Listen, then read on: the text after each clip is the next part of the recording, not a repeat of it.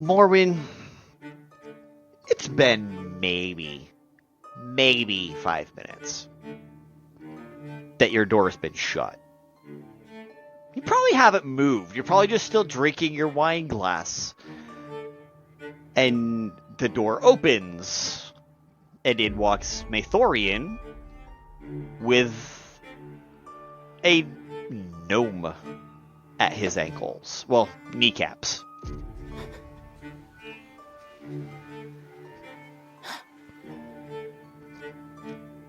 She doesn't say anything.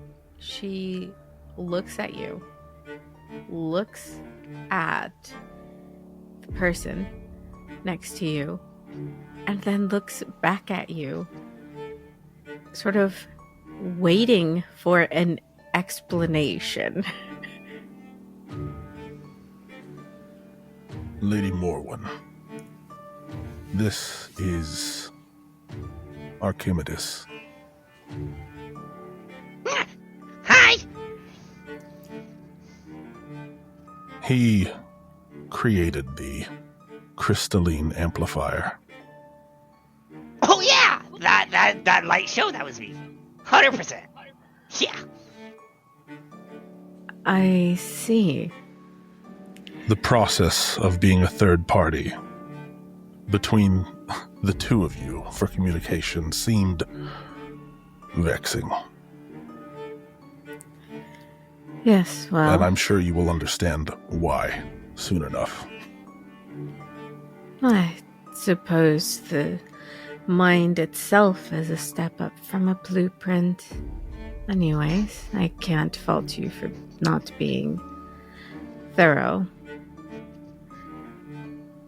Hello. Hi! And he just sits, like, grabs one of the bar stools from your, like, kitchenette area and sits up on top of it. Hi! This is better. I have a short complex, it's fine. Right. I'm sure you have much more than that. Yeah, but that's a different story. You have to ask my wife. Kels knows all about it. Are you sure this was the person who made the device? I'm afraid I am. Great. So how much money we talking?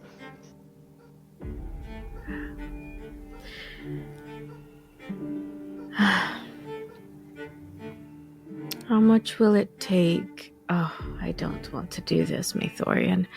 How much will it take for you to hand over the rights for the whole thing and maybe build me one that uses something else as an amplifier instead of the crystals? Well, my Kels and I, we need to get out of Lyria because I hear that this city's going to go down, and I've studied enough geography because my ancestral home is Brecken, so I'm from the Ravine area, and if this city goes down, which I hear it's going to, Conrad, Telissa, Sauce, Vulcan, all their friends won't shut up about the city going down and everybody dying. But they're not doing anything about it. I want me and my wife out of the city and out of the ravine because we live in Lyria at the bottom of the ravine that is going to flood if the city crashes. Right. And a well-sustained lifestyle for the rest of our perpetual lives. If I gave you somewhere to live in comfort, sure, you will use your time to help me build things. I got a great design for a tank. You want a tank? It's like a wagon, but it's got a big old ballista on top that just... Cause of you! And he's imitating a ballista. Yeah. firing. She, while he was talking, she gives Maethorian a look like, I'm gonna get you back for this. I feel like you did this on purpose.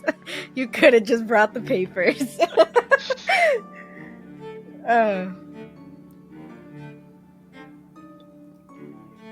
Right. She's like, how to even... how to get through to this man. I can't make a new one with a new device power source fast enough. Because of the rumor that I've heard from the people I traveled up here with, is that the city's gonna crash on the 21st? Yes, which is in 2 days at this point. Surprisingly well informed. Yeah, I've only been here for 2 weeks. Then I fixed my machine and, well, it exceeded expectations.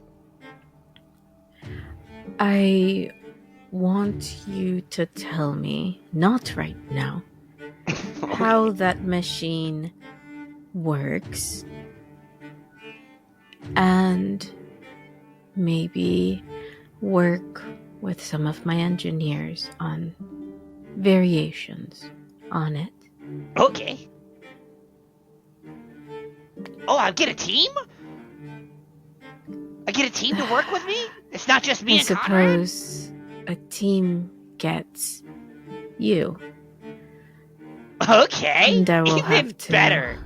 I have minions. And you just see his eyes start to light up at the thought of having a dozen people or more to just boss around and be like, the things I can do with an army. Anyway. She sighs out loud. Ooh. I can arrange for your wife, you said? Yes. Your wife and you to be safely taken off the island and to some accommodations for the time being, where you will come to no harm if the city does fall. And then we will talk about what you want in exchange to work for me. Okay, that works for me. Since we can't make one fast enough, if you want, I can stay just long enough to get you access to the current device. Dr. Croak may have taken it, but that doesn't mean I don't know where he went and where it is.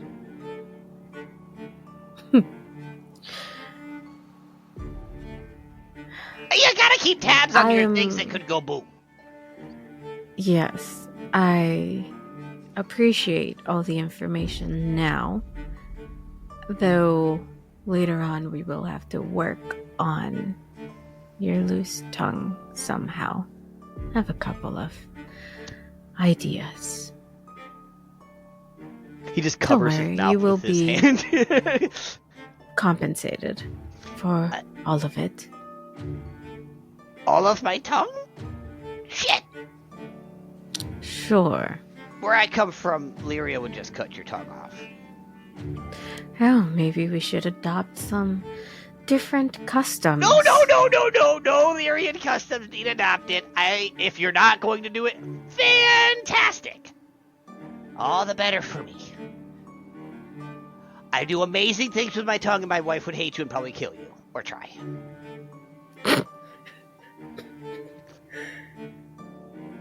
She tries so hard not to just make a face at that. He is canonically a horn dog the God. entire way through. He's given people entire Birds and the Bees talks before. So yes, this is accurate to Archie. Have someone I think you will get along quite well with. Okay. I will have one of my friends fix us up a magical contract that will stop you from divulging too much to anyone. Now that I can agree to. Very well, and we will come to those terms later, I think. We will have to do this in small doses. Yes? So can you get me off of the city tomorrow night so I can get you access into the into where the device is being kept so you can use that device if that's what you feel you need? I can teach you how to use this current device. It's super easy. I suppose one day it's more than enough. I can make it work. And I will have you and your wife off the island. And you will wait for me where you are dropped off. Sounds boring, but okay. Very well. Do you need anything else? Right now? No. Just a Good. glass of wine. No. Okay. Worth a shot. Now, did you work on this device alone? No. Did I it had all- a co-inventor. Conrad. Oh, I'm sorry. Zartair Bloodruin. The son of Orcus. And he's got more titles than that, but that's the easiest one to know. Yes, that Changed his kid name on really me earlier. is everywhere. Oh, you know Conrad! I mean Zartair. Sort of. Very well, and he had a hand in making this device. Did you work on anything else together? No. I've been working on this device for the past 6 years, ever since I met him. Very well. I am assuming he is staying Brilliant. here on the island. as Oh well. yeah, they've got their own hotel. I think next door? Yeah. Next door, like I think the 18th floor, something like that. I don't know. I'm too busy up where I'm at. Very well. So, I suppose you can take your leave now. Okay. I will find you, or I suppose you can come back tomorrow. And we will go to the device. Fantastic. And then from there, I will have someone take you off island. So make sure your wife comes along. Oh, of course. She is a sight to behold, I'll tell you what. But you will see her tomorrow and I will make formal introductions. No need. Oh. Very well. Okay. Well, good night. You're going to the ball? Unfortunately, yes. Enjoy. I'm far too old for that shit. You have a good night. I will do so. And Archie gets up and he walks out the door, shutting it behind him, because that's what you do when you leave someone's apartment or hotel room. You shut the door behind you. Morwen leans back, crosses her arms, just looks at you. As I said, vexing. An understatement. All the more reason to introduce you in person.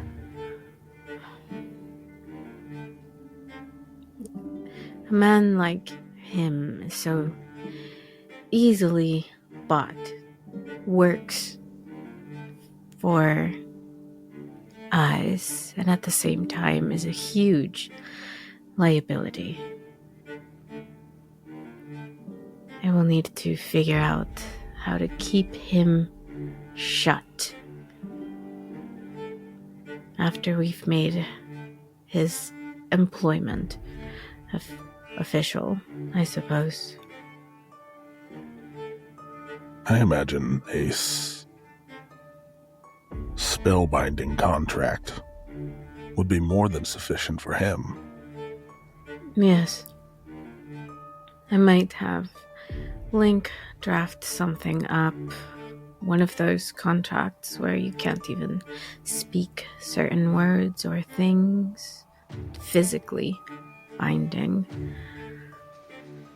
And it will be fun, I suppose, to give Link a taste of his own medicine. Be careful, lest we beckon the wrath of the gnome's wife. That was supposed to be Maethorian joking. She does kind of like the weird giggle scoff mixture. Yes, well, we will be so careful. I will let Link know. And how did the rest go? The engineers have been delivered to Arameus. There were no problems. Do you know how many came? 10. I see. That should be more than enough. And the head engineer knows how to reach me if Arameus needs anything, so we should be fine to just leave them to their own devices for the time being. I think after the ball, we go with our new recruit to his machine. Have him go through all of that as fast as possible, get him off island. And then maybe go check in on Arameus and the engineers, see how much headway they have made. I did pass Aelothin on the way up here. Were you aware? Yes, I had a talk with him. He agreed to sell out the founder in exchange for me developing a cure for his people. So, it's more crucial than ever to have you there at the ball. I have a feeling things will not go over very smoothly. Indeed. I'll be happy to be there.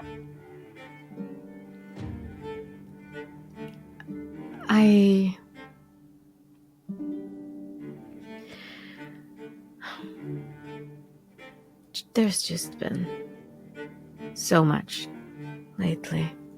I am looking forward to taking a small break after all of this. From everything? Almost everything.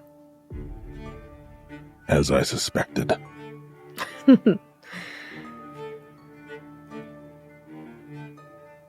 I am glad you came.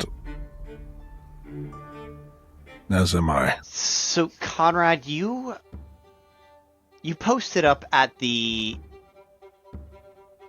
out on the patio of a bar restaurant combination. Inside, they have a bar and that services drinks. And you picked this spot because it's from here you can actually see where the ball is happening. You're over the academic district, the ball's happening over in this area, all of that kind of stuff. So you picked this because it was pretty close. And outside, it's a beautiful night. There's almost no moons. Maybe some slivers of a couple of them. But it's a gorgeous evening. Gorgeous night. Plenty of stars in the sky. Nice crisp air. And Now you sound like I'm meeting up with a sneaky link or something. Link is not in this call. And you claimed a table. They gave you you claimed a table that had a couple of chairs at it. It wasn't a big deal. And you see coming towards you, Telissa, and the same size as her, roughly, maybe an inch or so different. An owl walking beside her, coming up from the market district. My To immediate response is make sure I don't see Sauce anywhere because of No, being bird-like. no. Sauce was over with Vulcan. They were getting Okay. something else. Because the last thing I need is her going one of her transformations, be like, kill the bird! No. Friend-shaped. They were getting they were over getting some Korean. Okay. Korea is a place, and they serve Korean food. The factor of how seamlessly you came up with that, I strive to have that energy. That's because that's not seamless. That's because K-pop exists, and therefore K-pop Demon Hunters. Okay, thanks. Let's go. they were real people. Next season, K-pop Demon Hunters. I'm kind of kidding, maybe not. I don't know. I was gonna say that is definitely a half joke. We don't know what next season is yet. Let's finish this one first, guys. So you're there. You see these two. They come up, then they sit a couple of chairs next to you. Next to or like in front of like. There's it's a round table. Right. Okay. So it's someone is next to somebody. Got it. Brain had that couldn't picture quite yet. So just You're fine. Down and say, hi. This is Nyx, Conrad, Hello. Conrad, Nyx. Nice to meet you. You too. So I'm going to assume, since you showed up with just her, either A, you got guilt-tripped into this, B, your ear got talked off, C, you have similar tastes in archaeology, or D, you got lost somewhere and she's bringing you along for the ride. Sort of. I fixed her friend, and now I'm here because I'm stuck here for the night and I'm hungry. She's my new Fair friend. enough. So do you really need another actual answer out of that? Yeah, we established it. We're besties now. Yeah. Everyone I meet is my bestie until I say otherwise. That's how this works. That's what I was told. Quick question, are you Fae oriented? I'm from the Fae. Okay, that tells me what I need to know. We have a friend named Sauce, who is also from the Fae. Never heard of them. What was her daddy's name But again? I also might have just forgot about him. I've been around for a while, so I don't know. That's fair. But I don't think we're gonna talk about her dad right now. We'll let Sauce tell you who her dad is right now. But yeah, she's Fae, and she's gonna want to know your favorite color, so that way she can give you glitter. That's her thing. Yeah, she's yeah. going to give you glitter and the factor of be your friend. Nyx just looks down at her outfit. My favorite color is lavender. Like my magic back at the house. Okay, then you'll get a vial of like lavender glitter, and then you will have another friend, and it's gonna be great. Oh. And So then you question, can meet Sauce's girlfriend, Vulcan, and you can meet Jaden, and Archie Kels. no, but who is Jaden dating? I can't remember their Nyx name. They're Nyx has dating pulled out a somebody? notebook and is writing all this down. And the cover looks like a Hello Kitty notebook, but instead of Hello Kitty, it's a picture of Ben's face, who is a GIF from the astral sea with a little pink bow on his head. Oh my god, your notebook is so cute. Thank you. I had it made. Get it cute. Who did you fix? Just out of curiosity. Not me. Not Ina, yet. I think. Maybe. Right, Ina. Yes. Okay, so a new yeah. person that I don't know. You Got met it. Ina. Stop it. You met Ina. She lives at the coffee house with Tommy. You met Ina. You have. You have met Ina. It's probably been maybe you've met her. You like should once, know Ina. Ina's my only other twice. best friend in this place because they're the only two people I've met so far. Oh, and Jebediah. He was kind of cool too. I met He gave me a Jebediah and sugar I stick. met Tommy. You're gonna have to remind me who that is, because I just remember Jebediah. Jebediah. Potato, tomato. Yes. She's the Is the other one the one that has energy levels like you? she's the sparkly, glitchy one. That's no longer glitchy. Yeah, it fits that. Yeah, we fixed that. Dope. No. There Yeah. was too many of her. Yeah, don't Okay, ask. I'm not gonna ask that right now, but please on another time inform me what the hell that means. Yeah, I can. Okay, let me make a note. Because Actually, I thought that one was glitchy, but apparently there's someone. No, who's this one's just more not from glitchy. here. I'm not glitchy. How much did you tell them? I'm getting better with that. I didn't tell them anything. To Also- be fair, she didn't tell you much. We walked to the house and I kind of told them my whole life story. Do we have time for your party to? I can tell you. Wait, no, your party's in like an hour, right? No, we don't have time. Oh As no, Nick, you're coming. It's our party. as this What? ADHD kicks in, full on at the table.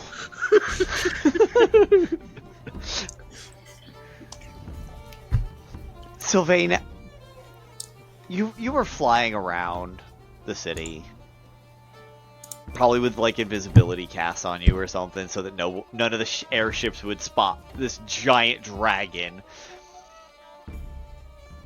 How do you join them? Because you can tell there are three of your plans, your pieces, are actually meeting, and you can tell that they're together?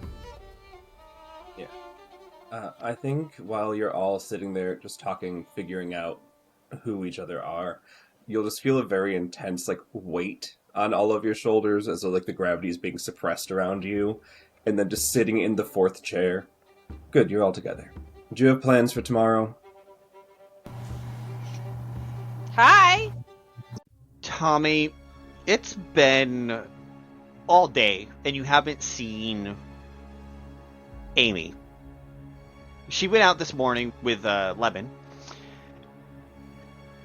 and did not return. She mentioned that she should be starting work soon, but you don't know the exact date or anything. So you went through the fair and all that jazz, and you see Amy walking down from the Invention District as you're getting to the ball. Walking down from the Invention District where Tautech is. And what does Amy look like after her long day at work? I think that she probably, as she's walking down, she's, trying to get ready for the ball at the same time. So she's also, putting on the dress that her mother's sister got her. But she doesn't know what to do with her lab coat, so she just eats it and it dissolves in her. So she's mid transformation, kind of making her way over. And she's putting on this dress that the only fabric that they could find that wouldn't dissolve on her is this kind of latex esque magically enhanced situation.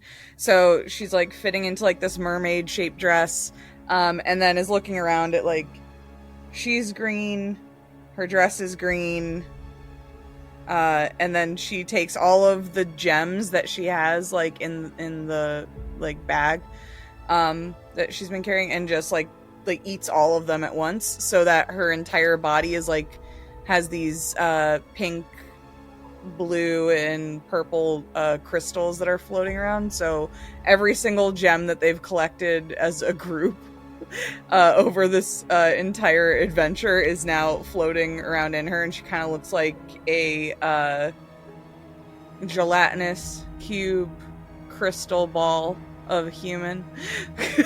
And then she finally makes her way over. I have made it for the party. And Tommy making his way. Where exactly are we again? You're in the academic district. I assume we're like near the school, right? Yeah, you're at in the academic district near the university where the ball is Am I being like, held. in this moment picking up Amy to go to the ball? I think you were checking on where she might be because everyone was a little worried except Lemon, but Lemon no one's really seen most of the day. Gotcha. He said something about having a rough night last night and needing a lot of sleep. That's fair. I'd say then Tommy is probably also ready for the ball. He made sure that his mohawk was gelled to be up, like cone-style gelled, rather than just its normal sticking up like it normally does. And wearing to the ball, it's going to be like tuxedo minus the jacket, so he's still wearing like a dress shirt all the way down to like, you know, the cuffs all the way coming down, but just the vest underneath because my boy is at home in a vest, and also Vulcan showing up in a vest, so I know that's okay. So just regular like black and white for the shirt because he's not a very fancy individual, and I don't know who it is, but somebody out there dressed Tommy for this. Like somebody made this decision for him because otherwise he was just showing up in his regular clothes. Based on the outfit you described, my gut says Ina. That tracks. This was helpful from our Doctor Who princess. Hell yeah. And yeah, Tommy rolls up, is sitting on his bike looking up and sees Amy coming down, just goes, well, hot damn, Sugar Cube, you really know how to dress right up. My sister, mother, the person who gave me the genetic code to exist, right, I'm not asking questions. She bought this for me. Yeah. It looks great. Oh, wait, here, you can have one of these, and she gives you a business card that just says Amy Science on it, and has like the Tau Tech logo on it, but it was clearly like she took it from their website and put it on here and like cut out around like the background of the website because it was not a PNG. Like it was somebody else's business card that you just acided off their information. Yeah, and then wrote like Amy Science. However, with a intelligence of 11 and a wisdom of 10, Tom's gonna look at me and be like, holy shit, you got your own business cards. Yeah, I started my job today, so. Look at you. You know what? Mm-hmm. I will say every day that, it's gonna make a roll.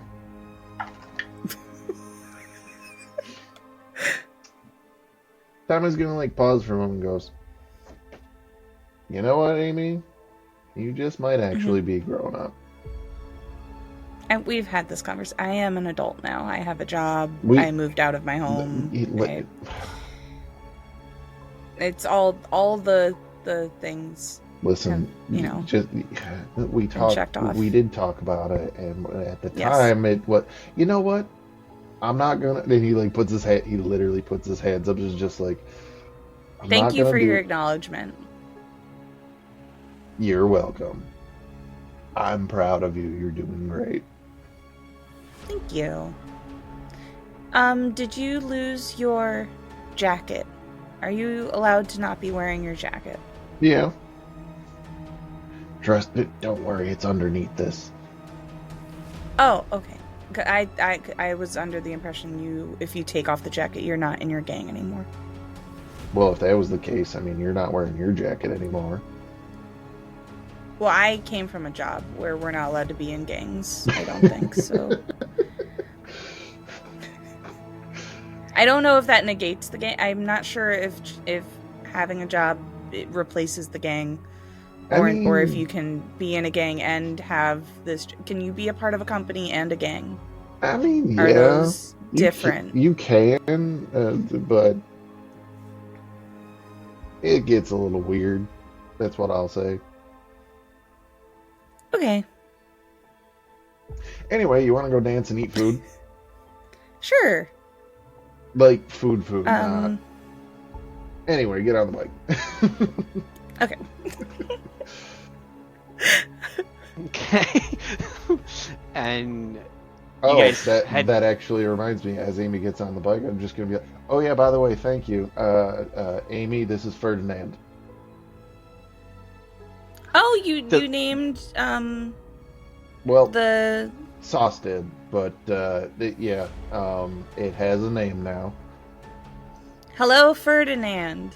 the, Does it the talk? front headlight blinks in response to you greeting it. It blinks in Morse code of hello. Oh, that's fun. So that's nice. Do you know what kind of spirit Oh, it's a was in god, the gem? I'm sorry, what? and we drive. What? I'm sorry, what? Wait, this is Jenel about to go, what? And we're driving.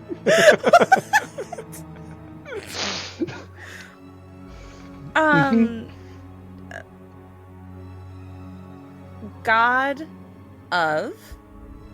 Generally, there's a domain. Hey, because Tommy can actually converse with Ferdinand. Tommy's going to say, Ferdinand, what you said that you were like a godly being of some kind. Is there a domain that you rule over? Ages ago, yes, there was. Oh, okay. Now I would have to reclaim and kill whoever took it over. Well, What'd it say? what was it?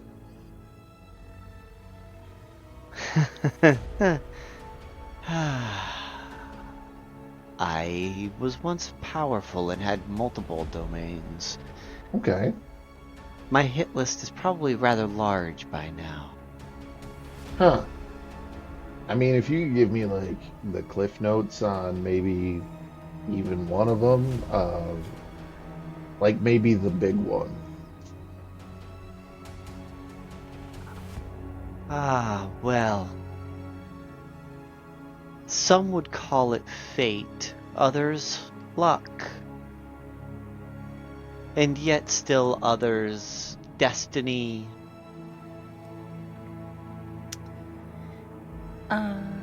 Hey, Tommy, I think your bike wants to kill your god.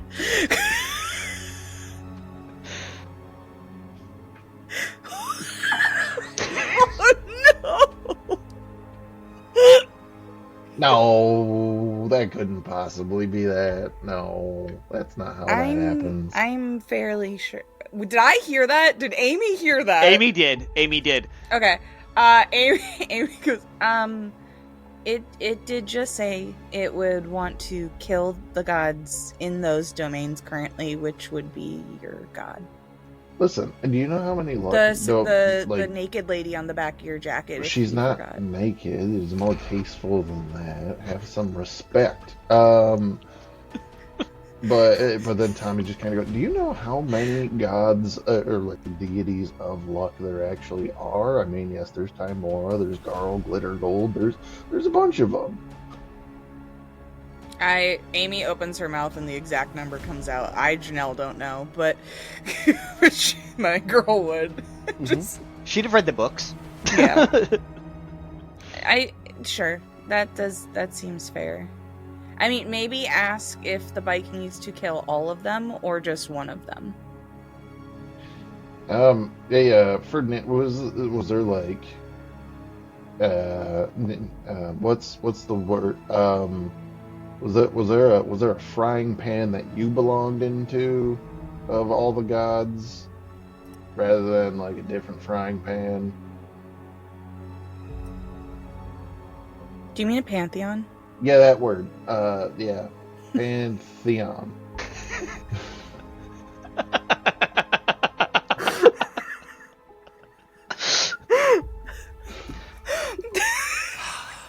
Jenna, stop. Before I was placed inside of this contraption, Yeah. there were no pantheons. There were only the gods. Oh. Does that give me any idea of how old this fucking spirit is? Old as fuck. Interesting. Old as fuck. Like predates Interesting. humanity and humanoidism. It's fine. What did I fucking give you? Crap. Yes, I just want to say it's all your fault, and we're driving. I was unaware of exactly the scale of this particular spirit. Is that Amy or But- Jenel? Both. Both?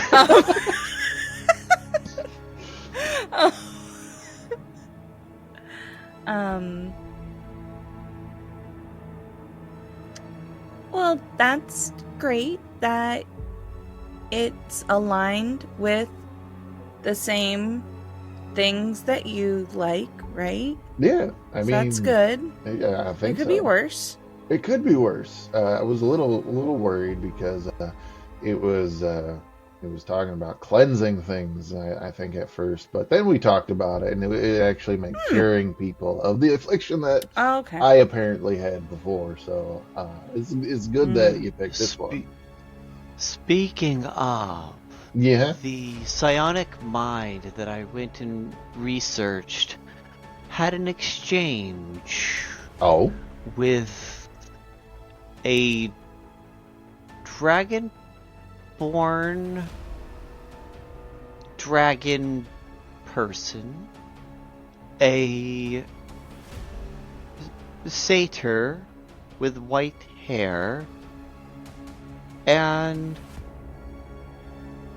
a Shadarkai Was this from the Feywild. Was this a consensual exchange? What do you Considering mean by they were exchange? speaking to each other, I would assume it was consensual. Oh, that's fine, So right? were you talking about sauce? Oh, is that's the person that I was speaking with Yeah, in the she beginning gave you your before? Okay, well, then yes, Sauce was one of them that was speaking with the psionic entity, a pale blue female persona. Hey, His Majesty Lord GM. When Tommy was told, did anybody else have the context to tell Tommy that it was a pale blue feminine persona that was in his noggin? Mika would have had, so Okay, Lemon would have. Alrighty. Lemon yeah, would have. I definitely didn't see it. Lemon saw it because he was in your head. Right. So the bike kind of slows down to a stop. Mm-hmm. Is Is there something wrong? as the bike says it too. I believe the entrance to the ball is further that way. Because we are in the middle of the road. Yeah, well, he would have pulled over to this so other traffic could do its thing. We are on the side of the road. Yeah. But Tommy just kind of like thinks for a moment and is just like,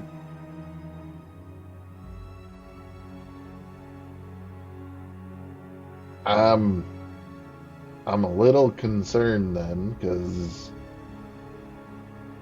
wait, so you said a satyr, you said also a Shatterkai, which that one doesn't ring a bell to me, I don't think. I don't think that Tommy's met a Shatterkai. No. And then what was the first one that you said? A dragonborn. Yeah, dragon dragon person.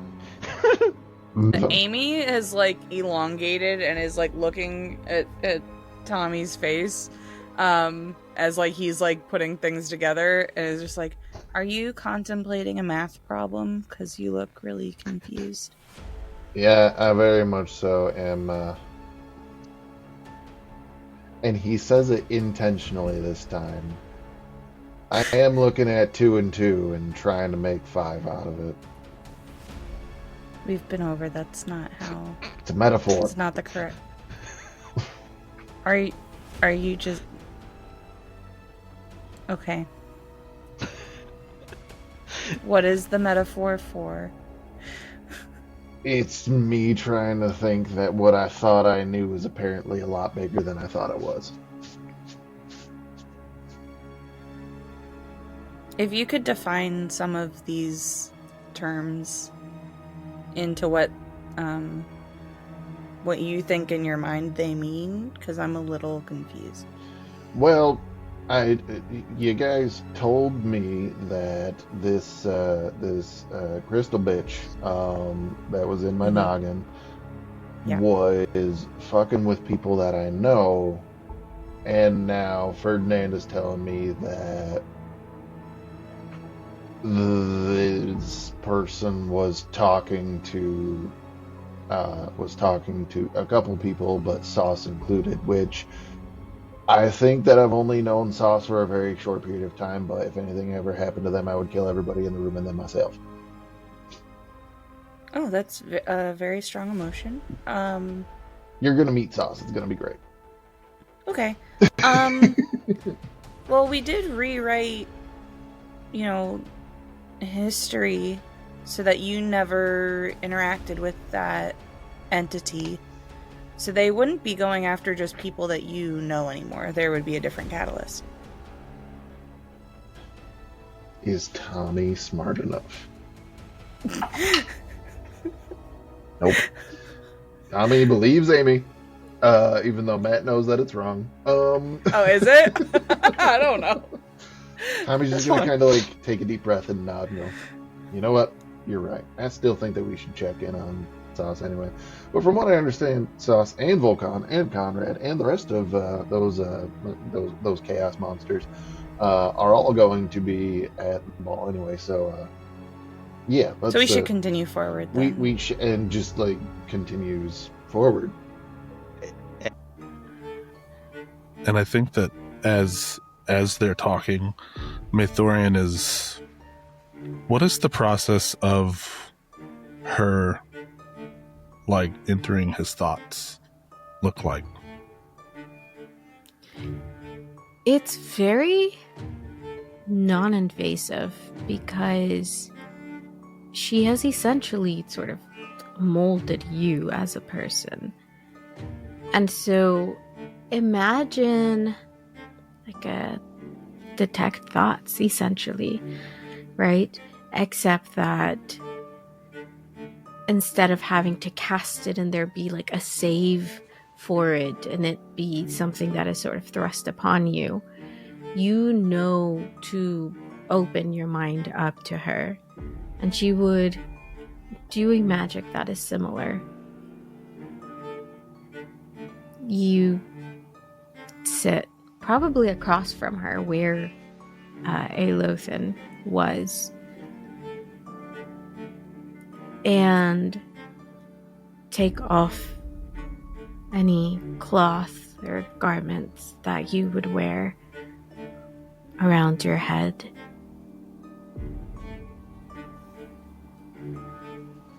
And she would stand up and walk towards you and just very gently press her middle fingers on either side of your head.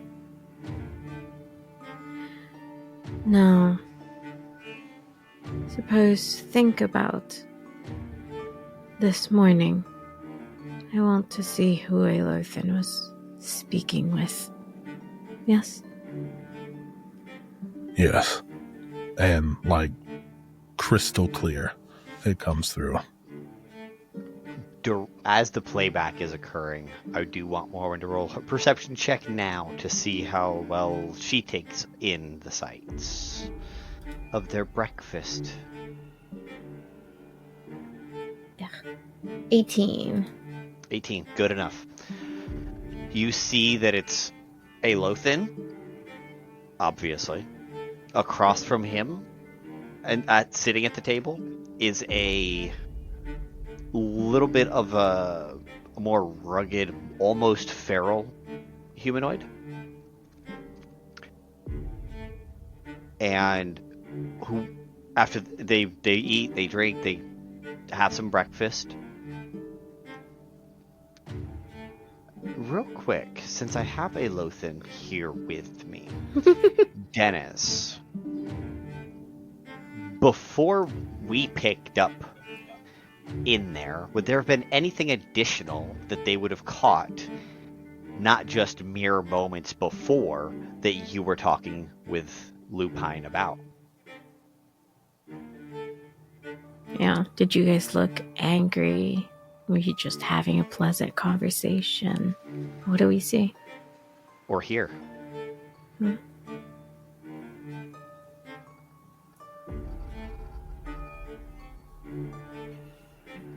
I think both Aelothin and Lupine have at least slightly worried looks on their faces.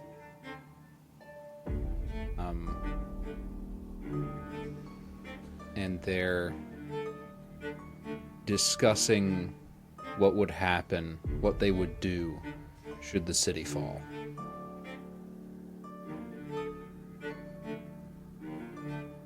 You definitely would hear from Lupine that he's worried about his people that are on this city.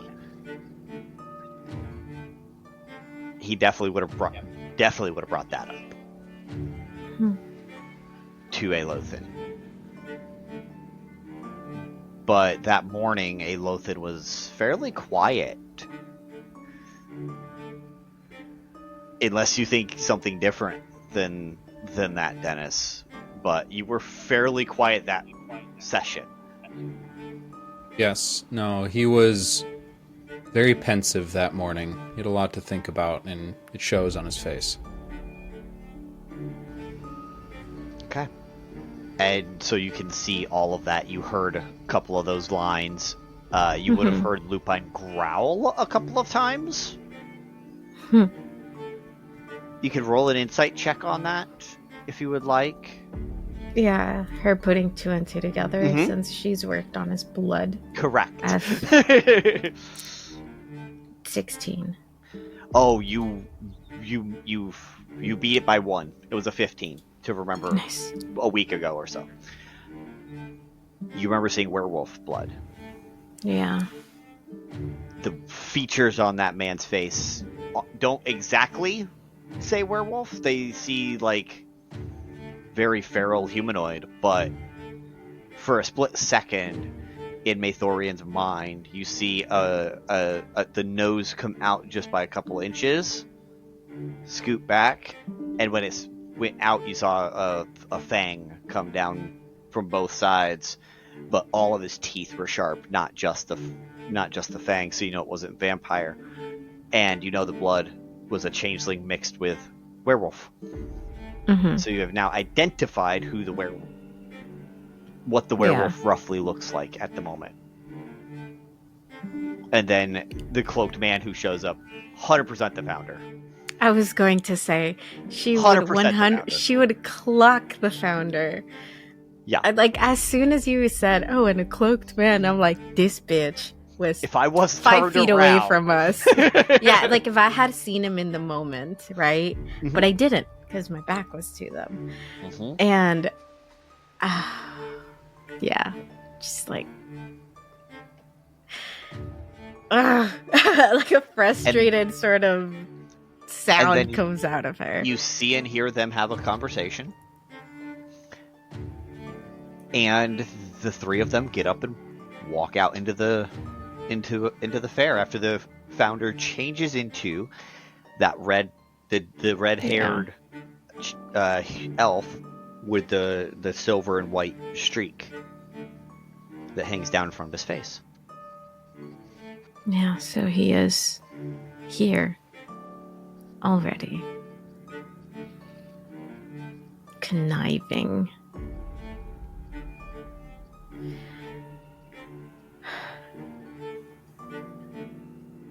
Maybe it is good that I did not see him in the morning, or I would have walked over there and attempted to wring his neck with my hands myself. It is probably for the best that we did not attempt such a thing. I know. It does not mean that I like to wait. But I know it is the prudent thing to do. Thank you. Your senses are as keen as ever. Always, my lady. Now, I suppose we should give you a once-over before I finish getting myself ready for this ball. Very well. And she sits back down and bids you to stand up, essentially. And he'll just go through, like, he knows exactly what's happening, and he'll just go through and I guess take off his clothes. I was gonna say, yeah, yeah. You kind of have to get naked now. Yeah, but you would he know. disrobes completely. Yep. Yeah, you would know what she means by give you a once over. So that would have, yeah. She just sits down with her hand in her face, just still a little frustrated. Yes, things are coming together, but why can't they just come together faster?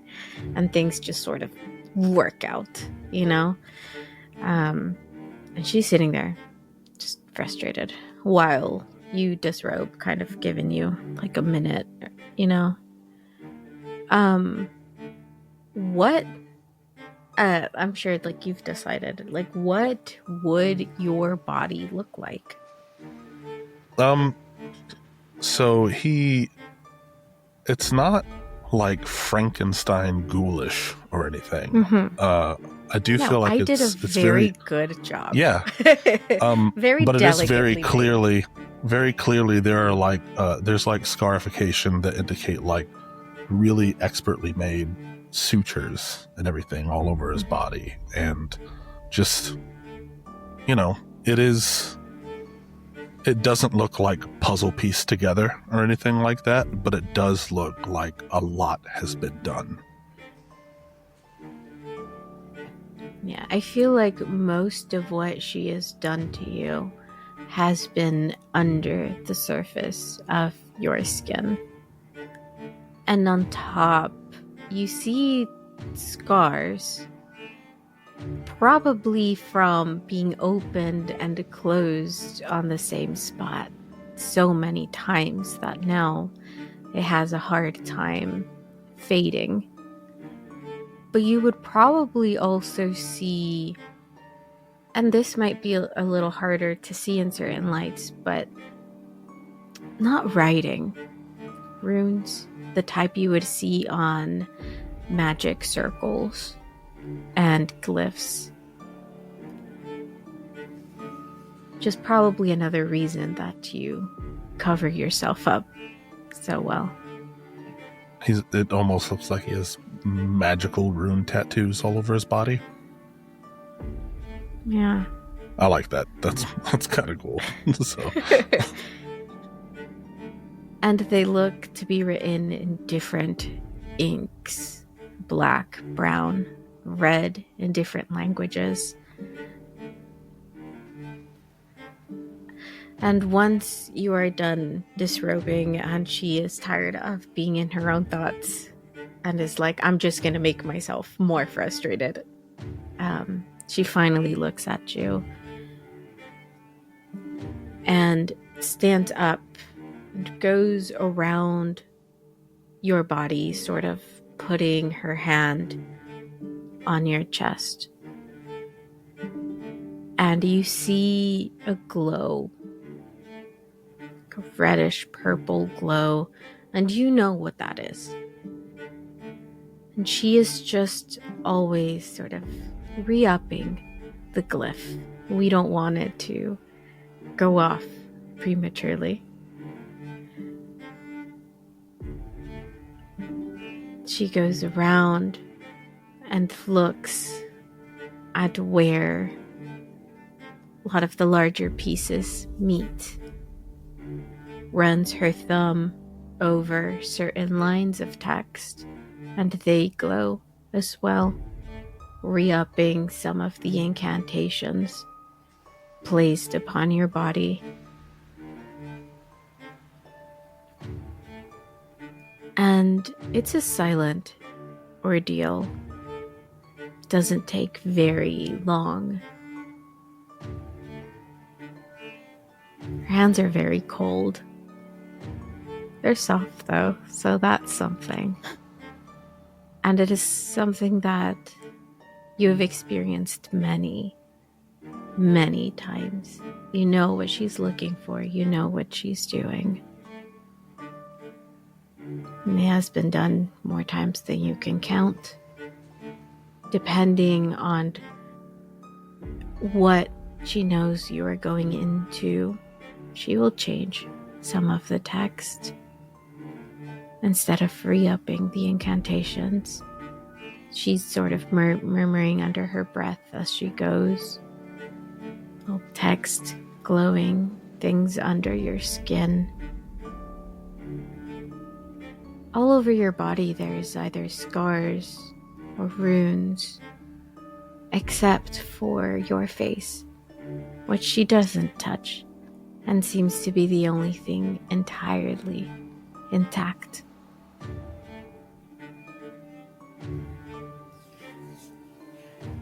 Once she is done, she nods at you so you can robe again, and she starts walking back towards her vanity because she was rudely interrupted and did not finish her hair.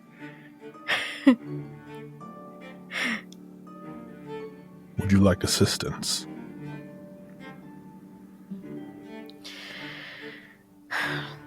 Actually, yes, I suppose that would be nice. I will go through this book one more time while you do so. And while she does that, he will start doing her hair. So, one thing I will say that could theoretically be inscribed on your body with ease that could have been activated right now, and if Yuri, you agree, say nothing. Maethorian, you gain the enhanceability dexterity for the duration of the dance. For the next 8 hours, you can dance just a little lighter, and you have a +2 to your dexterity. She also has, besides Maethorian's failsafe, she also has a sort of not tracking, but she can cast like locate person and immediately find him without having to do like the normal role you do with someone, like if you have something that belongs to them and that type Correct. of stuff. He belongs to you, therefore you can find him like that. It's like the Apple, like an AirTag. Yeah, the Apple AirTag embedded in his body. It's fine. Amongst like other very like small things that aren't necessarily affect like his abilities, right? Just things that you would have. And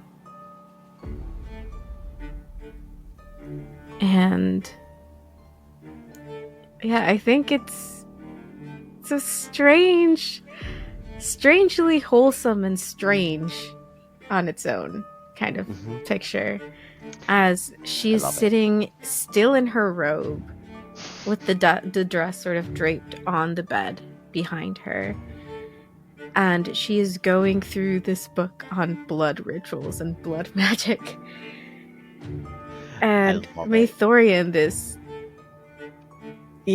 like dressed in black from head to toe, like tall, very imposing, just grabs the little metal rod. And you've seen her do this, and you know how it works. It's not hard. It's not rocket science. And just grab a strand of her hair and just twist it around. Wait a couple of seconds. Pin it up. Do the next one. It's very methodical work. And as Maethorian is finishing up doing your hair, we're gonna cut over to the nearby restaurant where Aelothin is for 2 seconds. Aelothin. A thought goes through Aelothin's head, and he made his way to this restaurant. And while he's at the restaurant, he takes out a small mirror. It's like a pocket mirror for makeup, essentially. He pulls it out. He opens it up in front of his face and mutters a few words. Mimes looking at himself from all angles in it. But the reflection is not his face. It is Morwen's penthouse door from the outside. And he looks at it for a while. And when Archie comes out, he mutters a few more words. And from that distance, casts Detect Thoughts. On whom? Archie. Okay. Knowing what he's about to get himself into. So, hey, good luck from here on out. What's your DC? what's your DC? 19. Okay. He rolled a 15. His intelligence beats it, so you don't get deeper. You just get surface. He's no dummy himself, obviously. He's an inventor who invented the thing. The thing. He's brilliant. But you do get the, okay, now I gotta go back. I gotta get Kels. Okay, for ground floor. And, ooh, this is nice music. Okay, but Kels, I gotta meet up with Kels. I gotta tell her about tomorrow. We gotta make a dinner date. I'm not going to the ball because I'm gonna...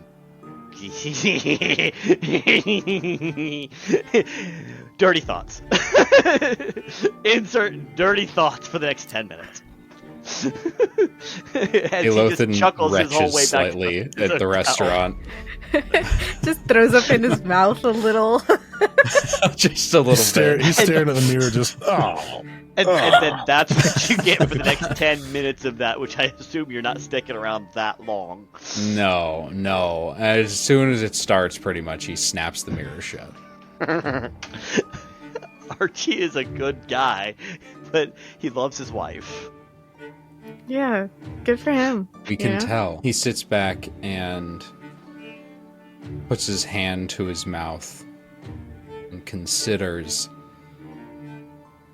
what may transpire, assuming Morwen gets her hands and the rights to that machine.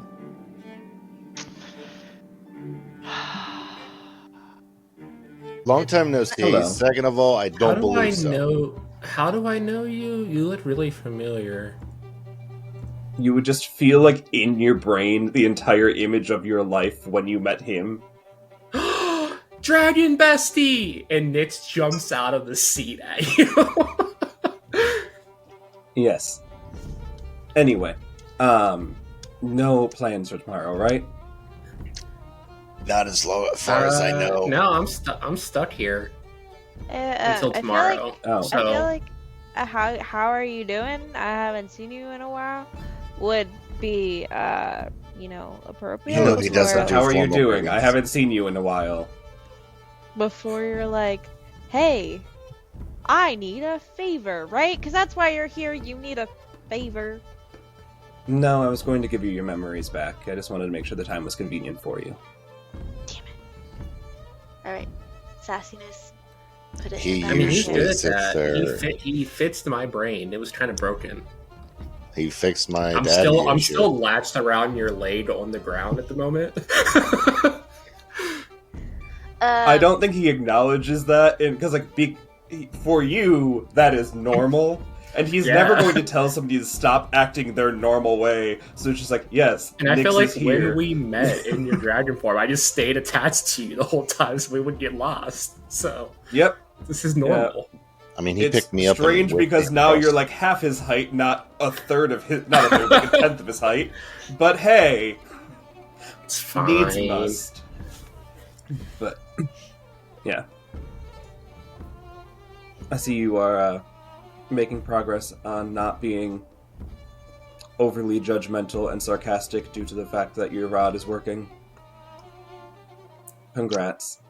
Anyway, and congratulations on the daddy issues. I hear you got a good end out of that. Yes, thanks you to your help. Yes. So Now you're the all real- free tomorrow. As far as I remember. Telissa? Wait, I what am have I somewhere asking I you? want to be, and I need all three of you. Well, I don't need you all to be there, but it would be more beneficial if you are there in case things go wrong. Yeah, Oh, I'll good. be here until midday tomorrow. I can stay longer. You fix them, but you fucked me up, and then potentially fucked me up more. Are you dead?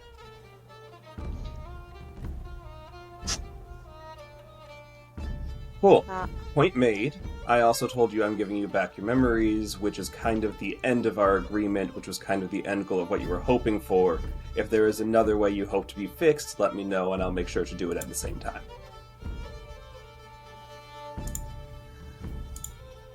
She's just gonna grumble and just kind of. Telissa, don't you know by now that he has a lot of other plans and we don't get very far. I know. I guess maybe I'm a little tired of being a pawn and would like a little bit more information this time, please. I'm asking very Sure. nicely. What would you like Could to have know? started with that. Yes, that would also have been further progressing the conversation instead of being upset that I didn't ask how you're doing, which you indicated was poor because of your response, and now we have spent many times talking about that when you could have just asked for more information at the start of the conversation. Listen, Also, I'm going to bring a cup of Nix. What would you like to drink? Tea, coffee, something? Coffee. You have coffee here? I'm not allowed to have coffee back home. Coffee. I'm gonna bring a cup of coffee and sit it right next to Nix, so they don't have to let go of Sylvain. But Nix chugs it. Like, just beat against the cup and just throws it back without letting her go of Sylvain. Listen, I got there eventually of like asking politely why he needs us. It didn't come out first, but neither potatoes Oh, you tomato. need us for We got something? there. I thought you just wanted to hang out tomorrow. What are we doing? I'm going to leave, And it would be good if you all were there in case my original plan goes wrong, that there are things that can be used as backup plans. Where are you going? To pay back my debt, Oh. I'll be there. Thank you. Oh. Much appreciated. Where's I mean, home? you helped me get home, so it's fair. Where's home? It's close. Somewhere That beyond home- the sea. Home was here. Or not here, but on this world. This is a home. This is technically where this isn't where I was born. This realm is where I was born, but it is not where I call home. So not the home. Similar to how you were born here, but it is not your home. I'm going to my home. Yes, if you put it that way. How would you put it? Fascinated to know. No. Oh, no. Yeah, I think that's. I'm not changing the way you're gonna put it. I was like, if you put it that way, I will come, be there, help. Sure. Good. I really did think the whole you're getting all of your memories back in completion was going to be enough of an incentive for you, but I'm glad that having a communal goal has moved that threshold further. Yeah, I guess it's time for growing out of things and growing up. Congrats. Very proud. That is a very scary thing I just heard her say. You sound very, very proud. Which one? Both If of it you! helps, if it helps, I'm proud of all of you. Thank you. I'm Nix. proud of you. It still scares the shit out of Conrad because he knows. Thank you, Nix. That is the optimism we always love to see when you're around. As I just gave her coffee. I really like Even coffee. when Is there she coffee at was this adrift. party that you guys are going to? There can be. Oh, Sure that. I'm, there- gonna go. yeah. I'm coming to the party now. Oh, Is there a lot if of the coffee? city falls out of the sky when you're at the party, don't die. That'll be inconvenient. What? I Why can would it fall out of the teleport sky? away. I can also fly. Does Anyway. this have to do with the bad entity thing? Is this the crystals? Probably. That I thing? don't know. Okay. Probably. There's I a told bad them thing. like 2 weeks ago that the gravity was falling and that they should probably fix it and tell people, and they went, "That's not an us problem." And I went, "Have fun." So if you don't know, that's because the government is bad. Yeah, gravity is kind of essential to not falling. Correct. Yeah, gravity just does what it wants. Like, Well, no, it does what I want, but that's a different story. I don't think that's how that works. What are you holding? I don't think that's how that works. Well, then your just entire chair with you on it is just going to start floating upwards for a second. Anyway, yes, so you had questions. Do you have further questions, or does simply "it's going to work" fill in enough blanks for all of you? I have a debt What- to pay. That is what I am here for. Yes, What? Telissa? Damn it. What happens if it goes wrong? Well, it won't go wrong, but if it does, there's a small chance to wipe one of the continents off the face of the world. And if that doesn't happen, I'll figure it out. Chances that it goes right. 99.99. So otherwise, we're there I'm to only do the going Vulcan to- thing. I have no idea what that means. She does. If it brings you comfort, sure. All I'm going to do is kill part of the sky and make it my own. And it will go perfectly Sounds fine. reasonable. Wait, Thank kill you, what Nix. part? The part that is technically mine, that I'm going to take back for myself. Okay. Did someone take I- it from you, just out of curiosity? No.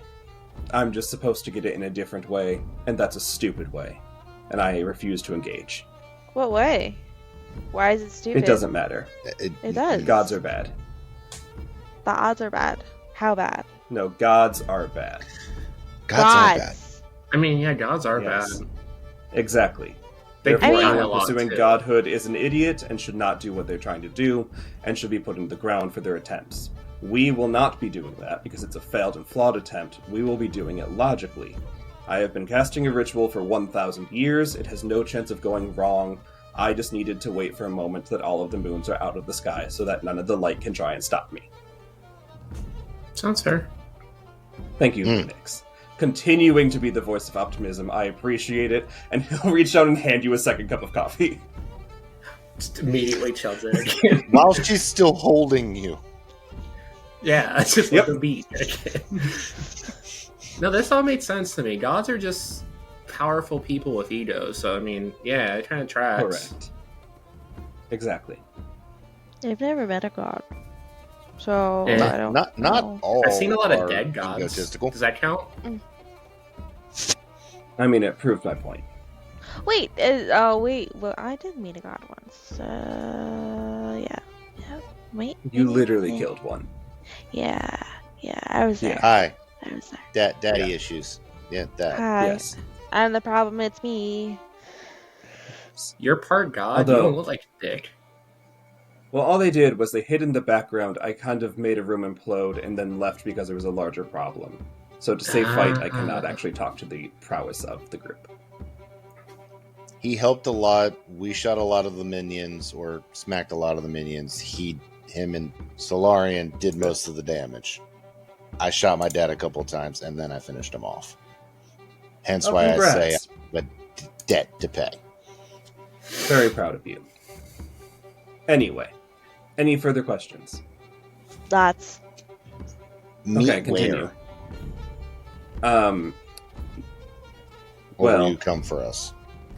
no, that would take a lot of my time. Can I just drag you there? Would any of you mind if you just appeared? You will be safe. That's I how have I a usually fail-safe travel for anybody anyway, it's standing fine. around. Good, I'm okay with it. good. I don't want to be dragged. I'll go. I mean, just if don't. it's easy, you can just tell I me. mean, you won't where be to dragged, you'll just teleport be us there, walking and too. then suddenly a portal will open.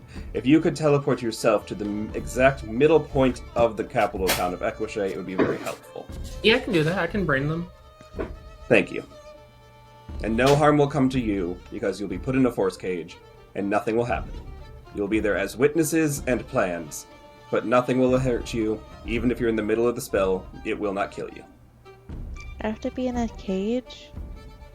You don't have to be. You can stand outside at the full force of my arcane power if you would like.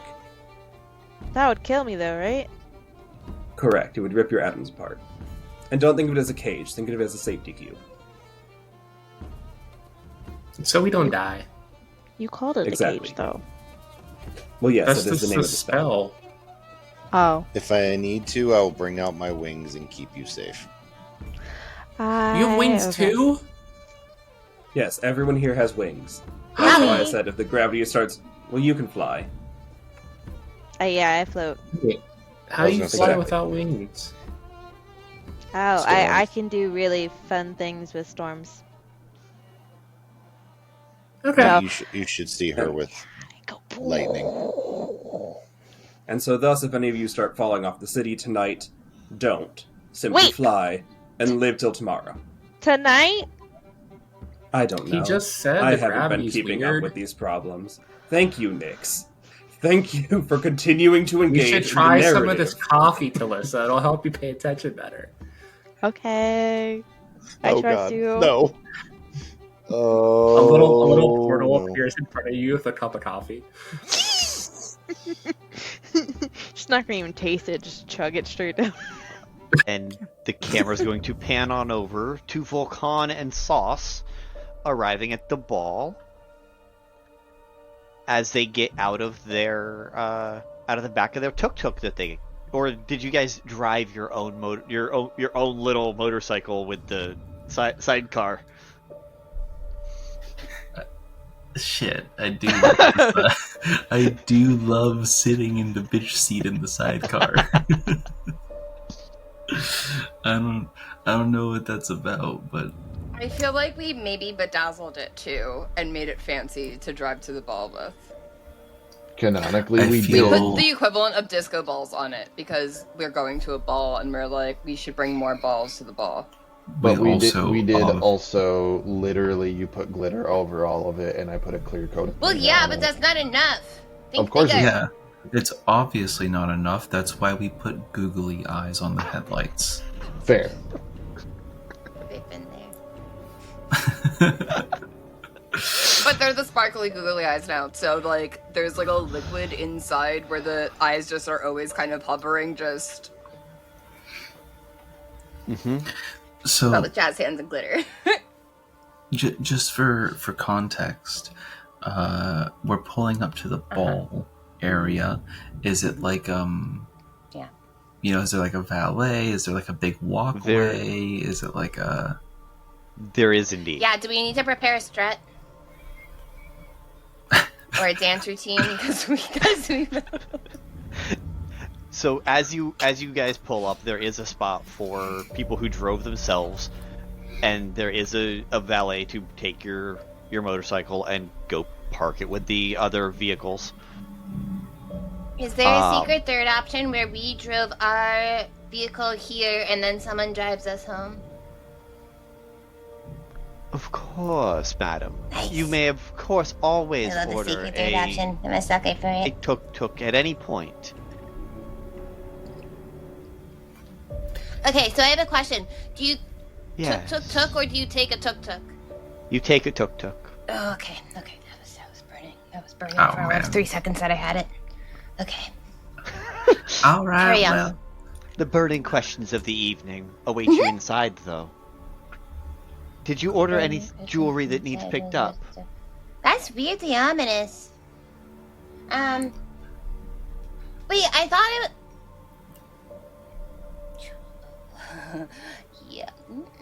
And she like remembers she's with Vulcan and she's like about to say yes, and she is not good at lying. She hates lying. She is very fucking bad at it. So she's like, no. Even though she was in the jewelry store clearly ordering things blatantly in front of Vulcan. Mm-hmm. hey man. If you don't mind, being able to take our ride around, and then we might have a delivery if you just want to check the names. I'm Vulcan Espiritu. This is Sauce the Magnificent. But Yeah. Hold on. you know, if you could just check them out, and then maybe, you know, we'll wait outside, right? Like we'll just wait. If you can maybe do it the once over.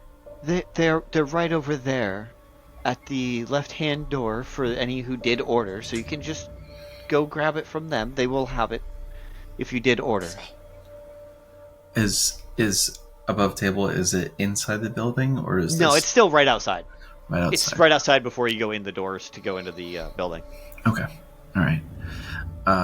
Okay. All right. Well, you ready, beautiful? And he'll put his arm out for you to. Ready for what? We're gonna walk. It's not like the. No, we're just like, walking. We have to, okay, but it's like the pre. Okay, it's the pre-walk. I see. It's the pre-walk, right? This is our practice walk. Okay. And Can we get real weird with it? I was waiting for it. I've started. Can we roll moving. for weird? What's the weird stat? roll I want to for roll performance. for weird. Roll for performance. What does that With advantage mean? because y'all are intentionally being weird. Yeah. I incidentally am proficient in performance. I thought you were It's about because to of say this. proficient in weird, and I was like, yeah, you are. It's because of your thumb trick. That's exactly why you're proficient. Goddamn right. Okay. It's because you're an entertainer. That's why. It is. It's because that is why. I'll take that. That's a 19. 19? Total. 25. God damn it! Y'all getting real weird with it.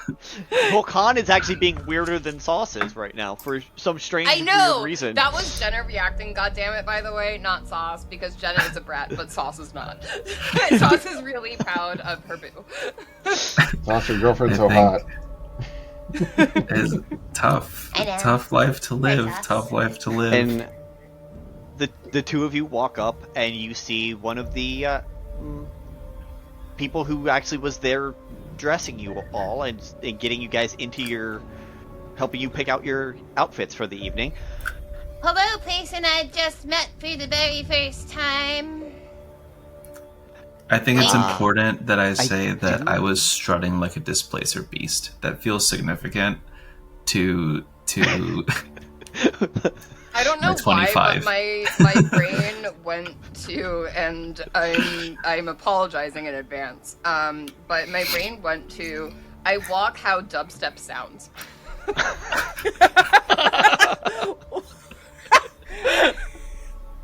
I feel like that means that you're doing like burpees on your way to. Who the fuck knows? And Vulcan is just like a lot of weird. Yeah. Vulcan, you're using that ability that just lets you move the 30 feet at an object towards an object, and you just.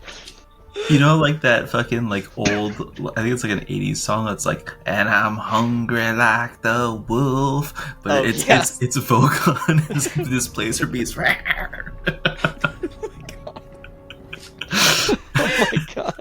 This is flawless. Let's please enter the ball like this. Okay.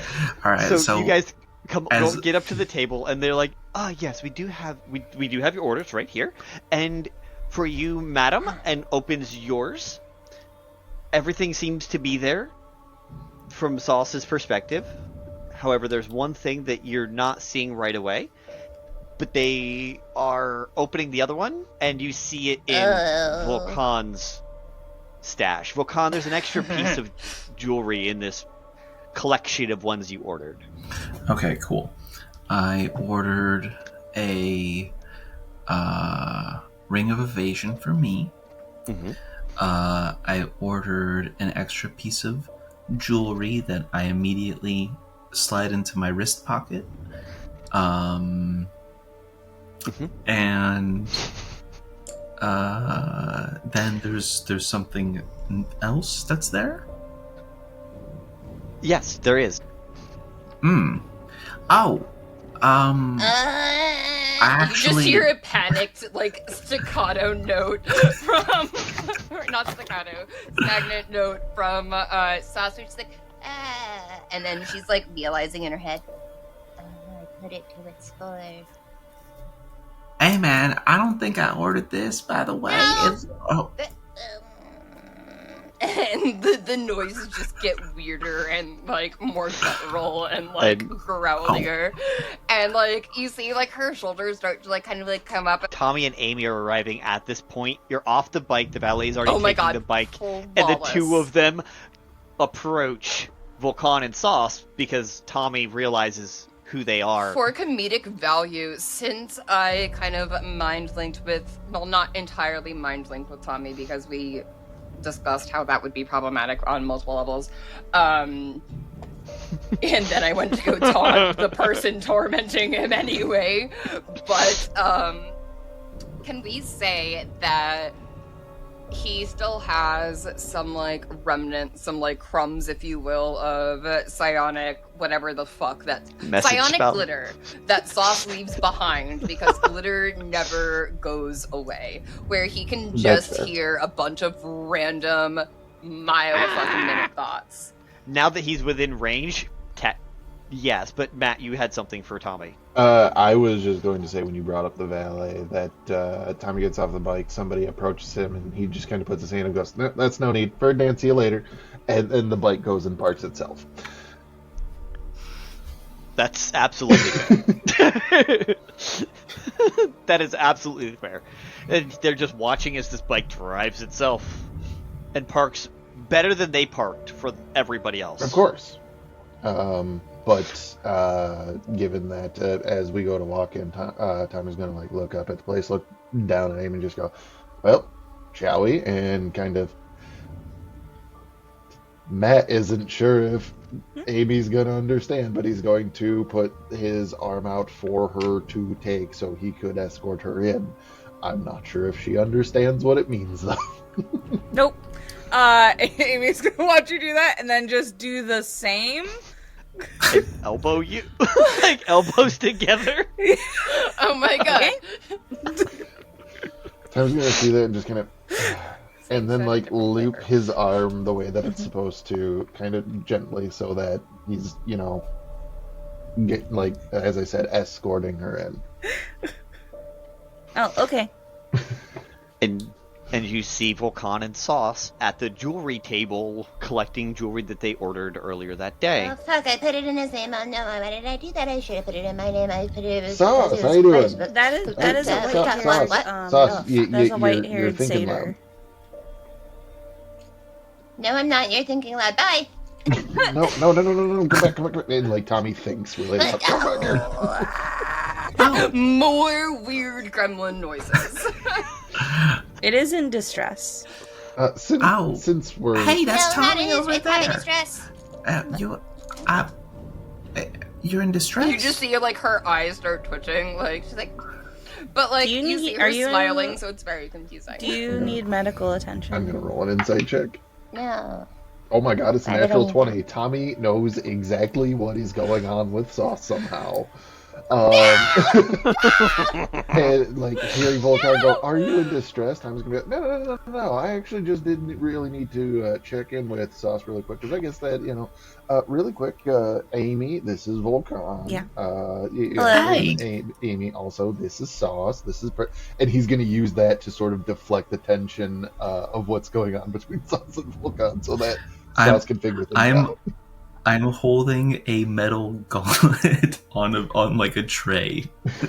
Oh, Wait, yeah, really? I am. It was delivered to me, and it's of important significance, and it just happens to be here. Are you Like, as supposed the to bring sun- your own beverages? Is that customary? No, it's a gauntlet. It's a piece of gimlet. metal. Oh, I thought you meant Gimlet. like Goblet. you had like a goblet of I'm like, what is happening? And then Okay, I 'cause heard gimlet. I was like, No, it's not ginger. Gone. Okay, He's you have not a like a ginger. Thanos gauntlet on. It kind of, well, I don't have it No. on. It's part of It's the on a jewelry tray. delivery. Okay. Oh, hey, Tommy. Hey, it's good to see you, brother. I'm a daps you up from how far away are you? As 30 far feet. as you want to be. I want you to be. I want to daps you up from 30 feet with a portal hand. Hell yes. Given that we're drinking buddies, I think that this is not the first time that it's happened. So Tommy is right there, like expecting it to be there. Just goes, "How I you love doing, that. buddy? You ready for a party?" I think so. Hi, nice to meet you. I'm Vulcan. This is Sauce the Magnificent. You look just like a friend of ours, actually. Like, I've never seen another. You want me to put glitter in you? Yes. Okay. Baby Hello, Connie. my name is Amy. You've Oh, seen right, another yeah, of me? that's first. Well, like, we travel with like a. I've like, heard so many things about you. Well, we have a friend named Jaden. She's our sugar mama. Oh, she my buys sister our. mom. Your what? Sister or mom? Tommy, like standing behind Amy, is just going like,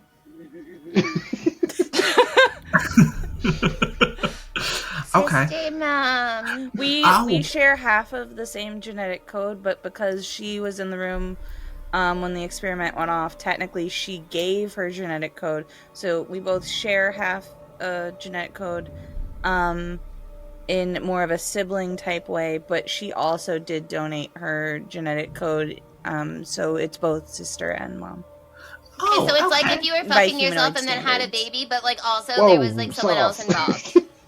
What? "Whoa." Oh, I'm just trying to understand. So there was I no don't know. sexual reproduction in this. Yeah, because I was originally a gelatinous cube, and then when humanoid DNA was introduced, it was more like fusion. Yeah. Oh, Technically, I could just reproduce asexually, and you see that there's like a little blob of Amy. Tommy like pushes You it back see in as he's saying, Sauce's "Please don't." eyes get so wide. And she's But like, we could also create, if you have DNA from another A lot of creature, weird shit? then, like, what? Could you make a lot of weird shit? Like, does it have to be your DNA, or does it have to be like your things spliced with like another thing, or like? Well, so okay, both. so you see I can this, do- and she's she's going to point to this sick ass back tat that allows her to if you gave me like a piece of hair or a skin shaving, I could technically make a offspring with both of our DNA. Technically, I mean, you did make. I don't like Goofy, shaving so- my skin. Yeah, I like my skin on my body, generally speaking. oh, that's fine. And then Besides when I'm snuggling.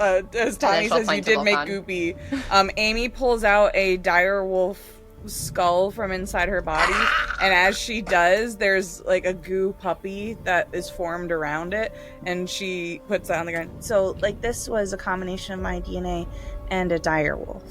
The loudest tippy taps. Wow. I have 17 other children. Tommy's gonna go. You what now? Other children. So, you know how I'm amalgamation 19? Uh-huh. So there were 18 other experiments that failed. And so We talked about that, but Yes, those so were I- your so- siblings. Right. So I found Science Mom's failed experiments, and then I put my DNA into them.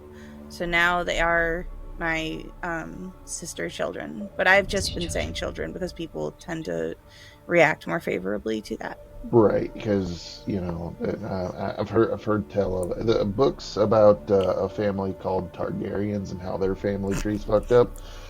You're very on par with that, with what you're saying about sister moms and science moms, and now sister children. So Yes.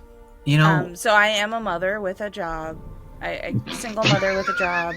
look at you holding it down with 18 kids. All right, hell yeah, single what's up? fucking die. That's very impressive.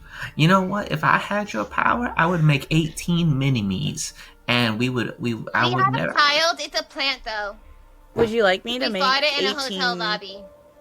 I could make 18 goo mini versions of you if you would like. Oh,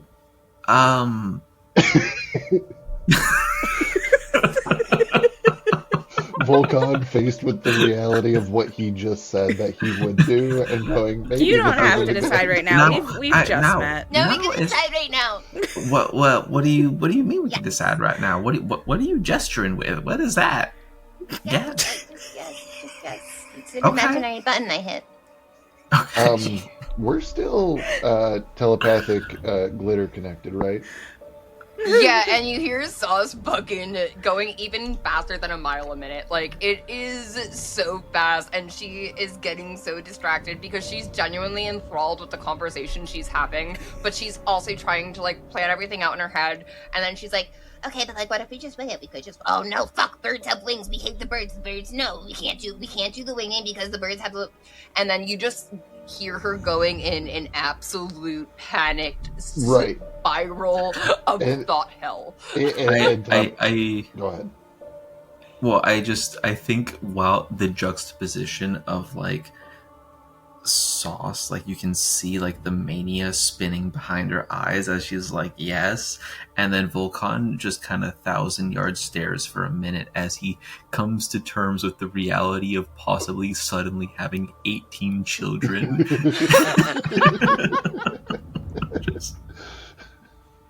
just full stare off into the middle distance, unprepared. It is definitely a wild position to be in. Like, I wouldn't mind having 18 kids right now. Oh, Oh no! I thought it was like 18 me. Full Ben Affleck stare into the distance. Incredible. But with that telepathic connection, listening to Sauce, like kind of going on my own minute, just like trying to ground her in that moment, just like Sauce. Hi. Deep breath, deep mind breath, because we're doing the mind talking. That doesn't sound like a breath. That sounds like choking. You inhale, exhale. Anyway, Jeweler, I think this got mixed up in the wrong No, it stuff. So didn't. you could. Oh. Okay. Sauce. Can you give me a minute? And then she'll just like turn around and like talk to you in her mind. She's like, hold please. Hold please. And you're just like holding it, just being like. I imagine there's like a little parchment note that's attached to it, and it just says smiley face. And it's written out, it just said, like, it literally says the words smiley face. Incredible.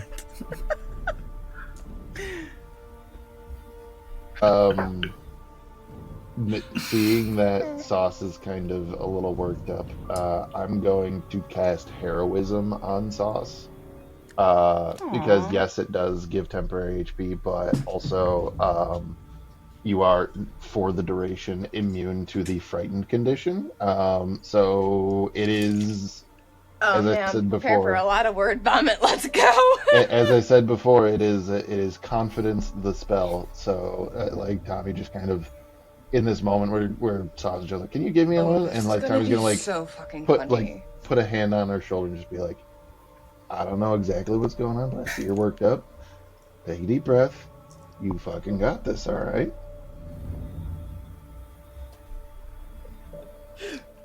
You got So it, do buddy. That was all the the Jenna kids, reaction. Do all the kids happen at once, or do you get them like one at a time? Right, like that's a Well, key component to ask. In the situation I was in, they were failed experiments that I just had to put a little bit of my DNA into.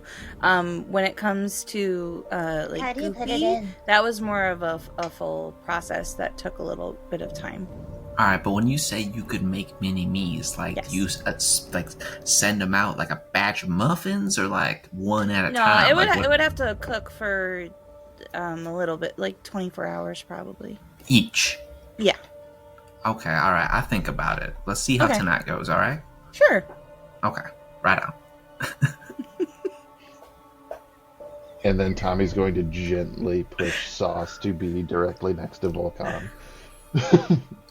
And then take his spot next to Amy. Just like, so, we're standing outside of a party. Do we want to go into a party?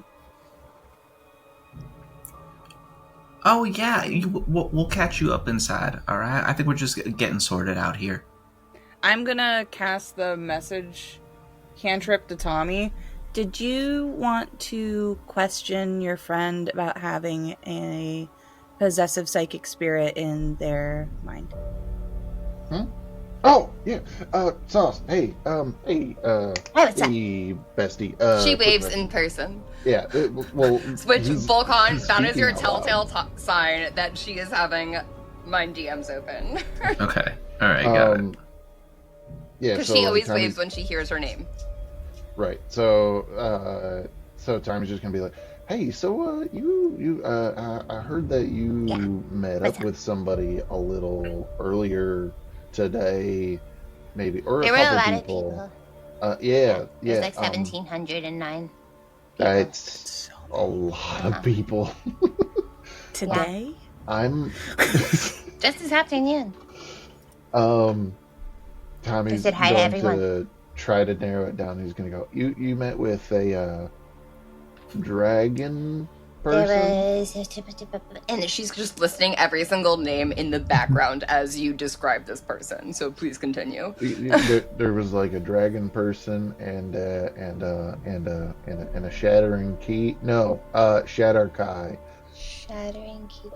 Oh. Yeah, that was like a secret friend that I didn't know was a friend, but turns out is a friend, but like might be in friend Jill. But then there was a dragon, and then she was sad, and then I was like, hi, what if you're not sad? Because I can help you not be sad, and like we could be friends. And then she was like, you're right. We're friends. Well, I'm happy for you. There was with the a friend. weirder conversation though, and I did a bad thing. What? And Tommy's going to Okay, so there look was at like her. this person that was saying how like they consume light and they like devour it. And then I was like, yeah, well, sup, bitch? I'm lightness incarnate. Come get me. Yeah. Oh. Okay. And who was that? I don't know. Well, okay. Did anybody look blue I think when you I were might talking to them? No, I don't know if I know their favorite color, but I might know their favorite color. I have to consult. Is this all mental or out loud? Mental, because Tommy doesn't want to say this out loud. You see Sauce emoting just as Jenna is emoting, though, when she's messaging. Like, she is telepathic, but she will only be stealthily telepathic and if someone, like, directly says that to her. Because in her mind, like, literally in her mind, everyone can do this. But Tommy's just going to be like, so there was the dragon, there was the shatter guy. Who else was there? Bad friend. Bad friend. Well, I don't know. They might be good. I don't know. What did they look like? I described exactly what they look like. Them presenting blue person exactly like what Tommy was told was in his head. But this was not. And Sauce, I'm sure, would make this clear. This was not in Sauce's head that this conversation occurred. This was in reality. Okay. That's fine. Okay. Based on your tone, that's telling me it's not mine. That's what my time with people have told me. Vulcan and Amy, I kind of think Tommy's got a little bit of a distressed face, so I need an insight check from both of you. Okay. Sure. Amy, you get advantage. Sauce is just smiling. Even though Tommy she is literally not. just acknowledged she might have done a bad thing, she's like, But it'll be fine. Alright, insight? Mm-hmm. Got a -1 to this. Hell yeah. That's a 3 with advantage. I have a +1, rolled a 4, got a 5. So Great, good. I'm really This is trying going to. great. I'm trying to really iron out like this mini-me process. You guys are talking about the mini-me process. Amy's going into way too much detail about how this whole thing works. So in humanoid sexual reproduction, it's half of the DNA from one parent and half the DNA from the other. But technically, the birds and the bees. Yeah, I know. So, I heard about them. When I replicate DNA, I can actually choose like the percentages or specific traits. So if there No were, birds. 0% birds. Only bees. you also want So like a bee mini DNA in it. Well, no, like the bird. Okay, all right. I see what happened. Anyway, So I have a very important I'm sorry. question I heard about- the B word. No, you're good. I get you. About this blue person, you didn't That's another B word. touch them, right? What? You Why would I didn't. do that? Well, I'm just like no handshakes, no high fives, no, dancing or anything like that. Oh, that's why she wanted a hug or something. Yeah, but no. I was like, haha, no, peace. Anytime he's gonna like pat your shoulders. I Very yoinked good. myself out of there, as the kids would say. I don't Very know if the kids would say that. I've only met one child. well. Actually, we talked about this. No, you haven't met a second child, even though she's 4. Yeah, Sauce, that person, not a friend. If you ever see them again, Not it's a on friend. site. Okay. So should I be mean in the head to them? Yes. Okay. As mean as can I've be. definitely done that before. That's kind of exciting. I've never wanted to. It's like not like a desire, but Yeah. Could be neat. Because you told me that you're like the goddess of friendship or demigod or one of those two of friendship. Yeah. She doesn't do friends. She does belongings, which doesn't sound like friendship to me. So she's kind of like your antithesis, which is a very big word for Tommy, but we're rolling with it. I need a concentration check on Telissa. Of course you do. I seriously think Conrad would choose falling through the 9 hells before what's about to happen. Probably. Is concentration just straight like whatever's on the die? It's your con. It's basically a con save. 14. Okay. It was the same rules as maintaining concentration on a spell. You are now actually more focused than you would have otherwise been. The coffee actually did help in the same way Nyx recommended, and you feel a little calmer and more collected. Because this is the first time Telissa's ever actually had a cup of coffee, isn't it? It is, actually, yeah, because no one in the group really has coffee. It's all They just drink straight booze. alcohol, yeah, which she doesn't really partake in because it tastes funny. So, It's Coffee acquired slows your taste. brain down. Coffee makes it speed up so you can ignore sleep and keep working. That is incorrect. It will kill you after a number of days. Eh. You are different. You exist outside of time. Well, not outside of time. You exist within It's kind of collapsing like time, and that's in fine. and out, and Yes. yeah. Yeah. They, however, do not. They will die without sleep. Yes. you just see Telissa very, like, complacently listening now and just like, Good. Well, now that you're focused, any further questions, or are we all on agreement that No, we'll be there. fine? Thank you. Yeah, Telissa. I'll be there. I'll be there. Okay. Okay. And is there anything you want other than memories? You mentioned changes. You mentioned other things. Our pact is negotiable. Can I get more coffee if I show up tomorrow? Like a lot of Sure. it. If Yuri doesn't let me have any at home, so Can I think? I don't care. Can I think on it and let you know before the ritual? Yes, that is fine. Okay. Can I ask if you know if Vexia is safe? We had diplomatic relations with Zariel, and she is fine.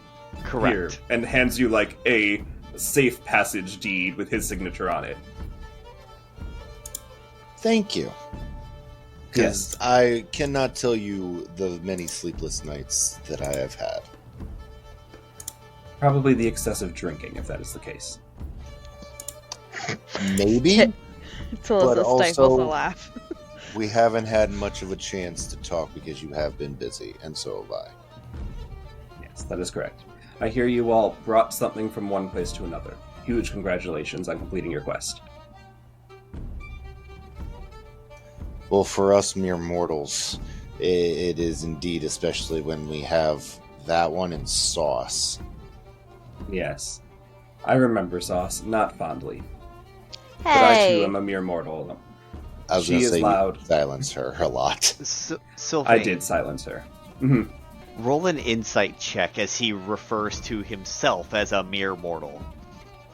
Sure thing.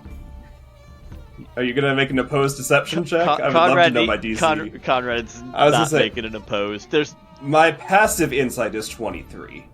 But I did get a 29. A 29. Okay. Yeah. Because you've gone through your ceremony that you did recently where you were absolved of all of your stuff, you've got a little bit of that, like, divine sensory ability back. Granted, you never truly lost it, but you can tell that Conrad is not just a demigod because he was born a demigod anymore. He is actually a full-on, full-fledged, low-tier god. Yes, mere mortals. Congratulations on your facade. Huge success. Keep it up. Anyway, Well, I have to at least make sure other people don't freak out or bad things happen to my friends. no. Keep them safe. Friends are important. they Loved really ones are. always, as I'm sure you have loved ones or a loved one somewhere. Yes, I have ones. Anyway, wait. what? May I help you? Sir, you know what love is? You. Yes. You know what love is? Why are you surprised? Why wouldn't he? Sylvain's I'm one of my sorry. best friends. He's just so cold and just so. That's just his scales. distant. They're a little cold. No, like his personalities is Practical. cold and distant and Articulate. like everything the opposite of what you conceptualize love to be. Like, You know this entire personality is a facade, correct?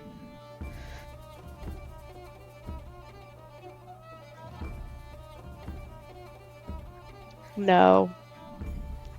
Now I do, I guess. Anyway. Yes. No. You think that somebody can cast a spell for 1,000 years being the exact same person in the same position of power?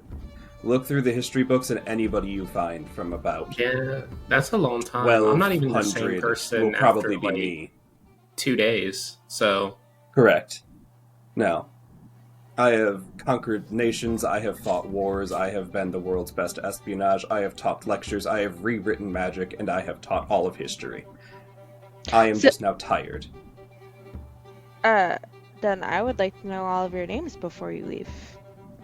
No. But I want to know, like, the history and how you impacted the world. It's not... How am I gonna know that? We might be late for the party. He's been around for a long time. Correct. But honestly, find any history book, there's a pretty strong chance it's me. I'll give you most of the names, but definitely not all of them. 2 of them you'll never know. How would I know? That's impressive, because we were together for, what, like 100 years at least? In your time. So how old are you? I was just about to ask the same damn question. So 1,215 years old.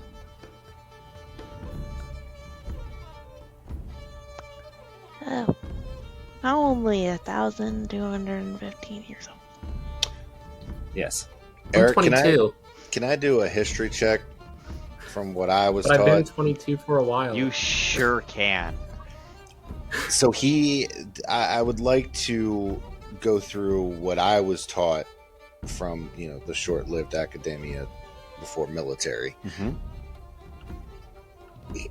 How much on par with the other, like Orcus and other beings like him, is he with age? Well, history's an intelligence check, yes? Yes. Okay. Go ahead and roll one for me. Because I am an intelligence. Correct.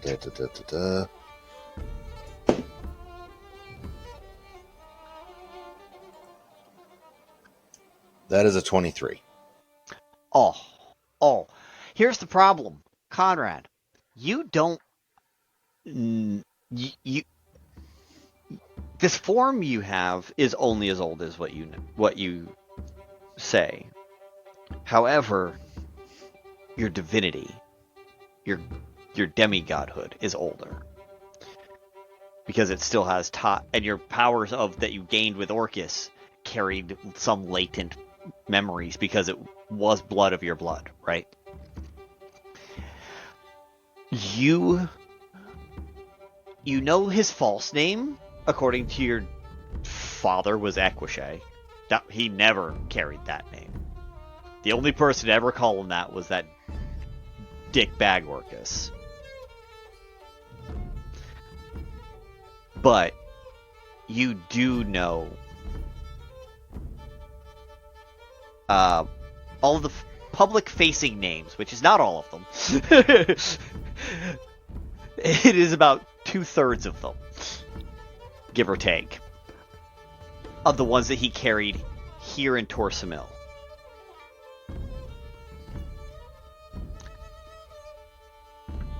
Because he came from another continent before Orcus ever showed up. In fact, you know that the reason Orcus was even summoned to this plane was to fight his first Torsamilian name. And what was that name? Sean has to check the book! I have to go to the lore sheet. While Sean is going to the lore sheet, I will say you also, when I saved you, in your vignette, your father called me both Gemini and Equishay. So you'd have both of those names there. You definitely have both of those. I remembered Gemini. But until now, you did not realize that all of those names were the same entity. Because Orcus is smart, but he didn't care enough. He wasn't on any level of actually articulation. He was more sleazy and backstabbing. He was smart, but it was more in the military side of things, right? He was able to hold off 2 Devil Kingdoms and Equishay and his ex-wife Lolth.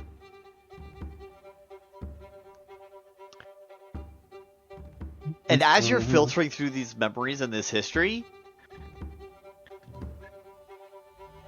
you realize there's a solid chance that Lolth might be your mother, and you may want to go find her and find out. 900. Is that when I did a war? Sure. Yes. We'll say that. Why would I think that was ever want to go talk to a goddess of chaos and deceit and just all around not niceness? She's nicer than your dad.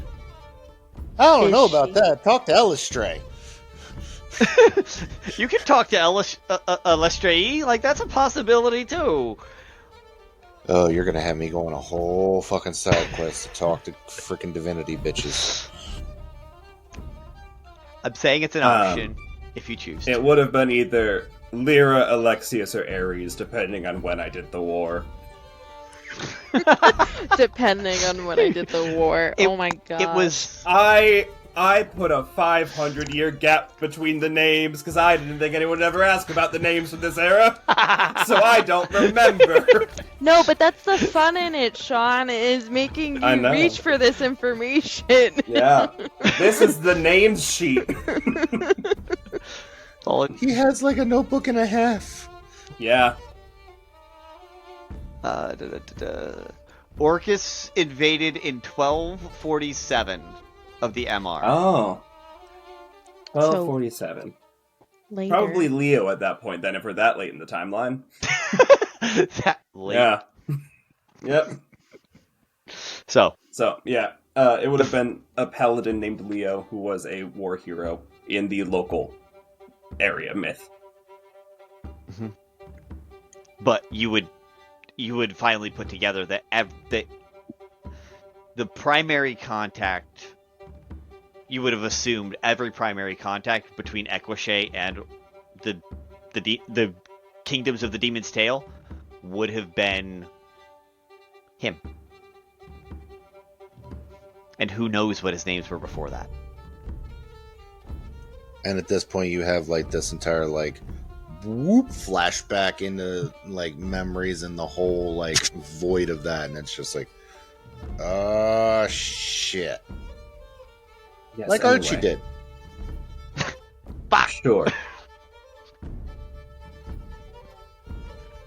At this point I'm going to turn to Telissa and be like, your brain's going to pop if he told you every single one of them.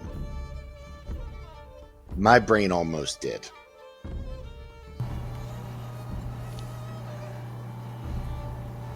Okay, alright, fine. I will stop being a butt, and we can agree to meet tomorrow, and we can go to the party, because I didn't wear this fancy outfit for nothing.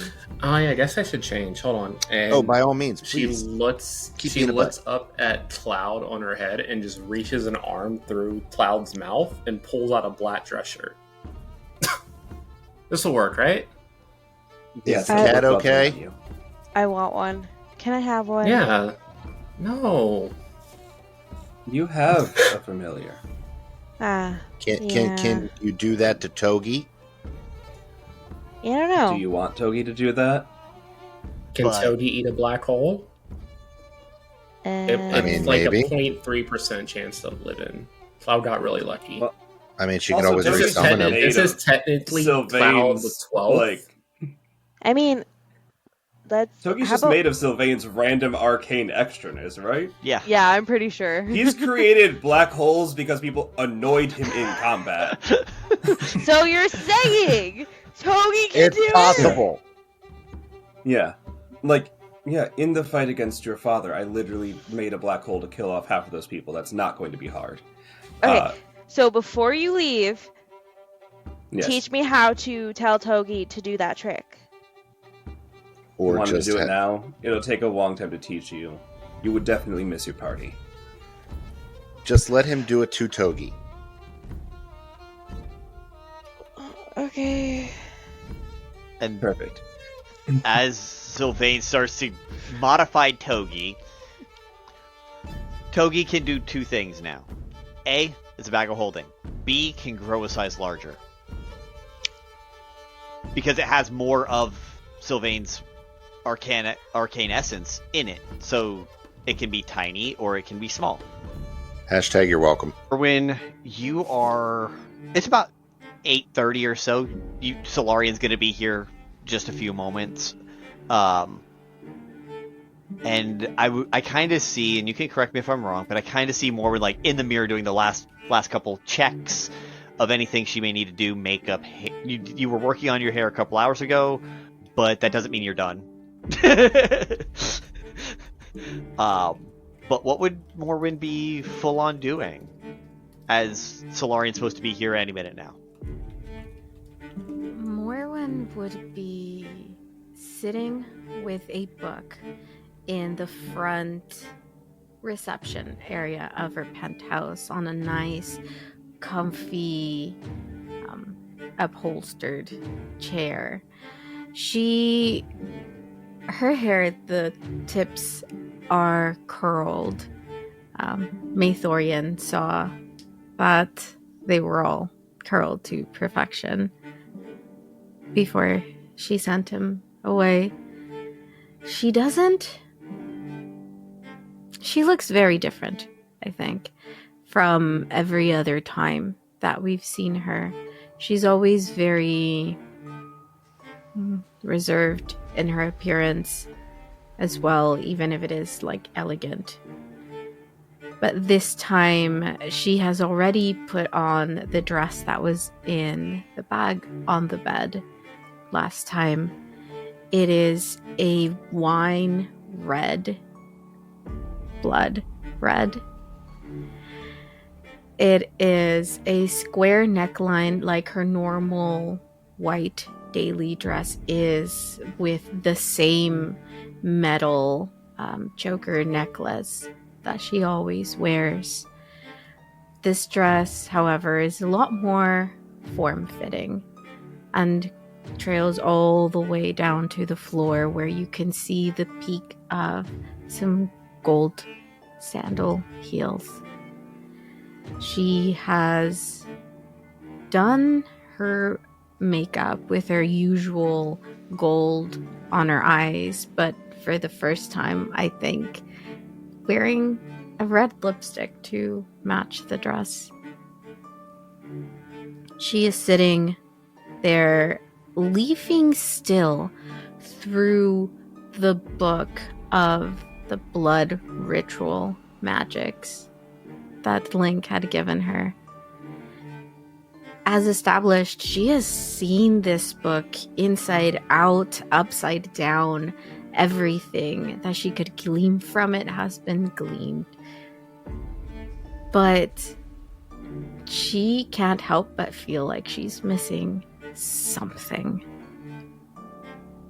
And she's idly going through the pages with a glass of wine, only ever so slightly darker than her dress, next to her as she waits for Solarian. And a couple moments pass. You're a little lost in the book, so you're not exactly sure how long, but Solarian arrives. How does Solarian arrive, and in what manner? Because technically there is a window but there's also a front door with an No. elevator and all that. Solarian is a gentleman, first and foremost. So, the slight sound of magical teleportation happens outside of Morwen's room, and a strong knock on the door. Without looking up from the book, Morwen waves her hand. The door, you hear the click as it unlocks, and then swings open slightly to let you in. You just see Solarian leaning. He's wearing not his usual plate armor.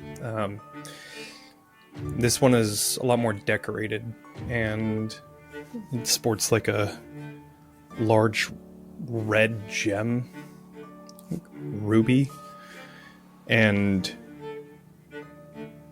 the cape that he wears that usually has moss over it is now just this dark velvet blood red cape. He has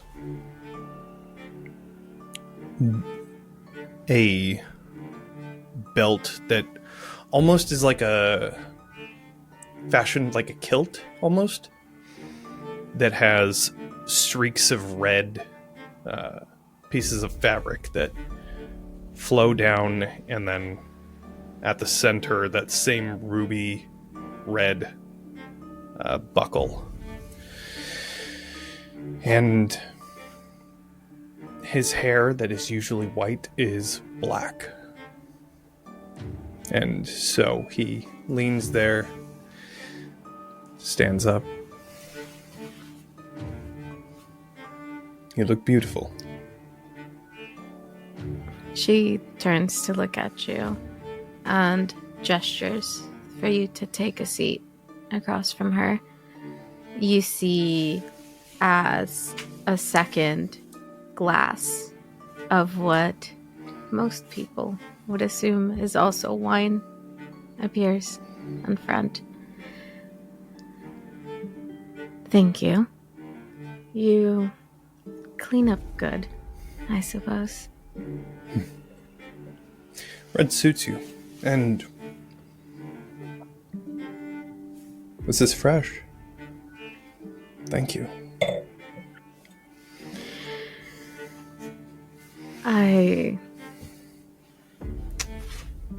Yes, I've not found myself wearing this color before, but I do like the way it looks. Thank you for suggesting it. Of course. Is there Now- something we need to talk about? I was going to just put you up to date, I suppose. But first, the hair, is that for aesthetic purposes, or...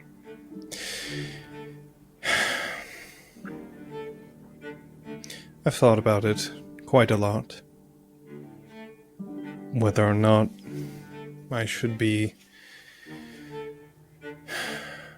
keeping up this facade of sorts. I think it's better to just relish in this transformation that I find myself in, rather than hide it. Why should I? That is actually quite sensible of you, Solarian. The things we keep behind closed doors often become like a flood. And when you did choose to accept it all down the line, it would have swept you right along with it. This is good. I quite like the way it looks. Thank you. Now, I did want to know where you stood on the fate of this city. Do you care if it falls? How should I feel?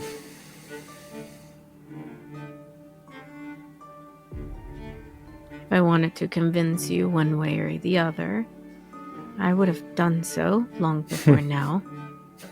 We have days. I care not what happens with Taliva. I only care that I have gotten what I've needed from it.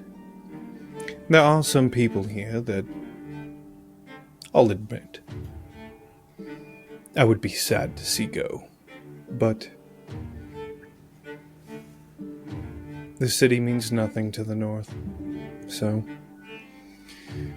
I'm not taking steps to make sure that it doesn't fall, if that answers your question. It does. I originally had the same opinions you did. Did not do anything to prevent it until very recently. I have been, I suppose, asked by some people to help and offered things in return. So, here I am, helping.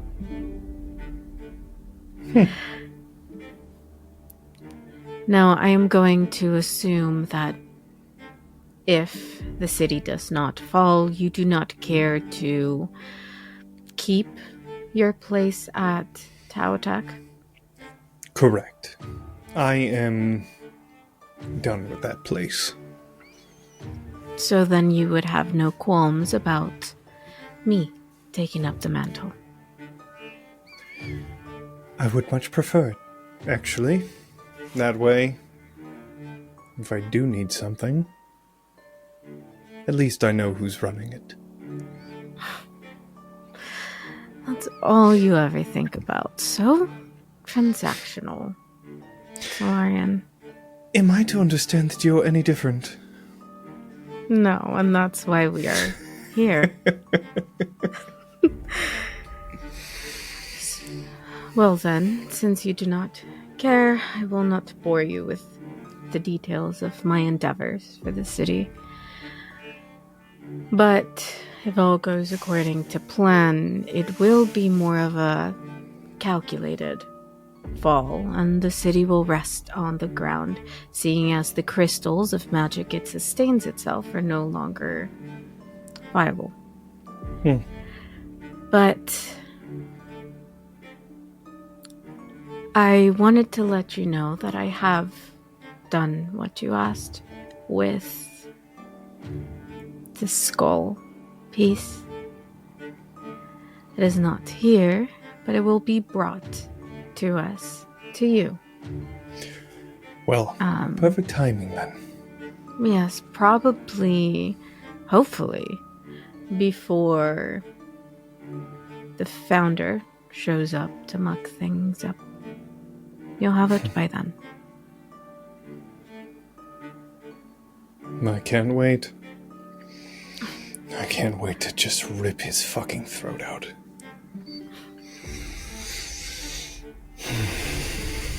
I will relish it. I have also acquired us some allies of sorts. Oh. Powerful allies? Or cannon fodder? I do not know yet. I think this fight will make the distinction for me, though. I have convinced the founder's people to forsake him.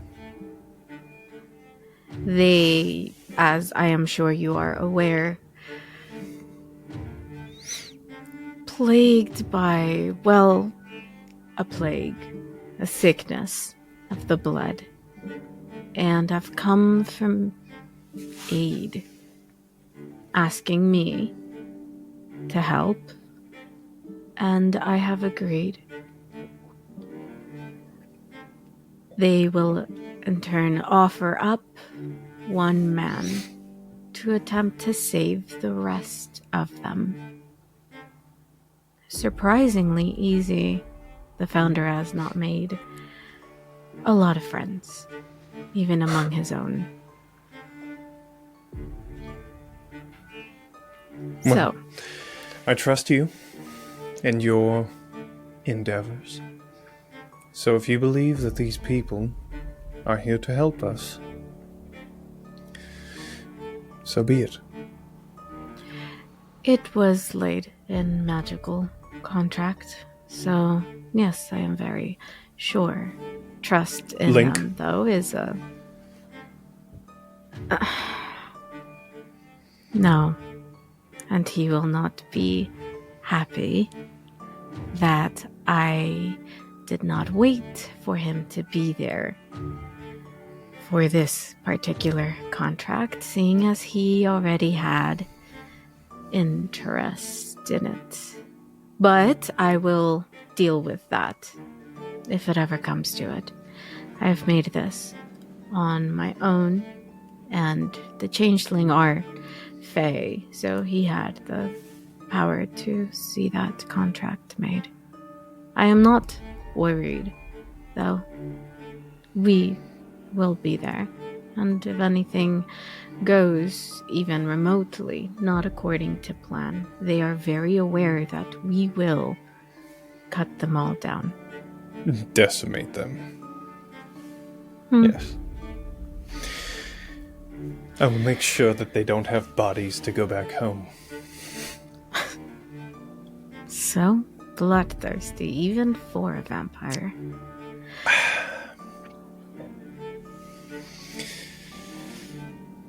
Is that all? Yes, I suppose. Now, we shall be on our way. I stand up from the couch and I just let out a hand. She takes it and stands up as well. And as we stand up, Solarian will cast teleport for us to appear just in front of the ball. Okay. So as you guys land, they do have a specified teleportation and spot that everyone is teleporting into that needs to. Because the city is big, and getting across town in a very large crowd is not a super easy feat. So they did plan for teleportations. Your teleportation gets routed into this area, and you see a very large academic building that serves as the student union, the admissions building, all of that kind of stuff. And there's two lines, one on the left, one on the right. They shuffle you into the one on the left. Oh, no, they don't. We just walk straight up. Yeah. I was about to say the same thing. Yeah. Okay. If there's two lines, we walk right down the middle. There's no door. It's a left door and a right door, and there's just lines already. I see. Well, then we walk on the outside and then skip in front of whoever's in front. And I fucking dare them to do anything. No one is caring or butting in or being any kind of way about it, because everyone's going to the same party. Good. They all know we'll get in eventually. Or at least the people that you butted in front of and nearby didn't cause a scene. You hear some grumbling about 50 people back, but, you know... Oh, I'm gonna turn around and see that person, and I'm going to use... my... vampiric charm and look directly at them, and I'm just gonna say, kneel. Okay. Hang on. Please do a wisdom saving throw. Please. Hang on. They know who we are. Yes, but This is worse than you. This might be worse than you think. Someone is scheduled to show up at 9:15. Who that 50 people back might be 9:15. So give me one moment to make a roll and see. Sure. I'd love to see them pass. That's a 17. I am so sorry, Varrick. I need a wisdom savings roll from you. Well, let me turn my mic on, my friends. Hello. This is gonna go marvelously. Wisdom save. Okay, let's go. Mm-hmm. Jesus fucking Christ, that's a 2 for a total of 3. Amazing. Okay, let's do this. You would have had to get a natural 20 in order to actually have passed. I'd imagine so. Yeah. So he turns around, looks at you, and you just... Have you played Outer Wilds? No, I've watched a little bit of it. Okay. There's a DLC part where when you look at a specific thing, it teleports you closer to it, and it's like this, like... It's almost like that effect that they do where they zoom in and move forward, or they zoom out and move forward at the same time, and it kind of like makes everything look like it turns into like 2D almost. Okay, I understand what you mean. So that view, you get like this tunnel vision, and immediately all you can see is just Solarian's eyes that are just red, looking directly at you and glaring into your soul as he looks at you and says, "Kneel." And I think you see a human man in his late 20s who had otherwise been standing very confidently, chatting very confidently, suddenly fold to that command with the essence of a scolded child with a strange sort of muscle memory. And as soon as he's able to break from staring directly into your eyes, his eyes drop to the ground, and he reaches for the rapier on his hip, not to draw it, but pointedly to steady himself on it. His other hand hits the ground, and he tries to form a wobbly smile in your direction and say, "Well, there was no need for that.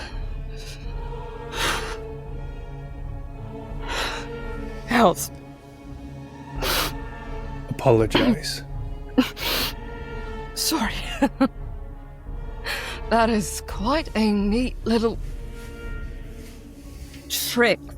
Fuck. Morwen puts a hand on your shoulder. Solarian.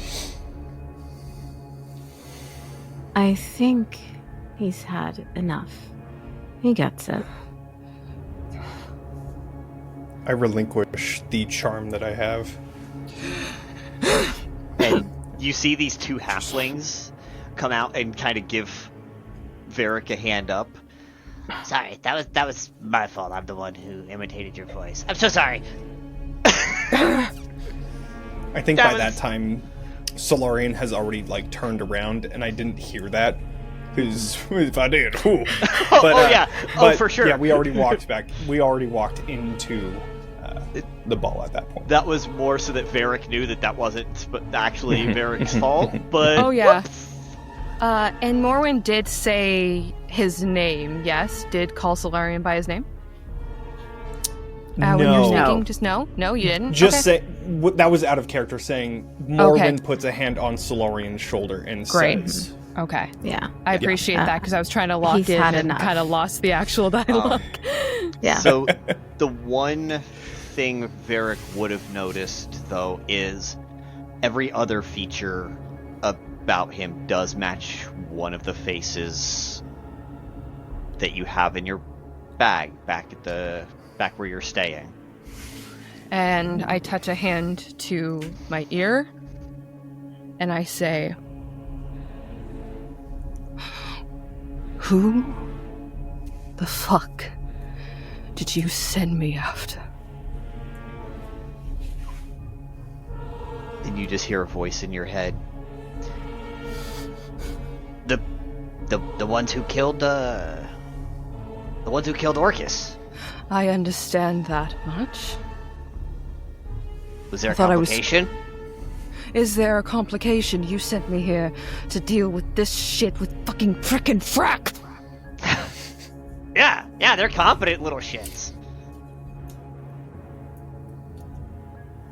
Usually. When I get back, we're having a talk, and if I don't get every name on this list, we're just having a fucking talk, okay? And you see, he actually wipes a little bit of tears away, and he's kind of still trembling. Okay.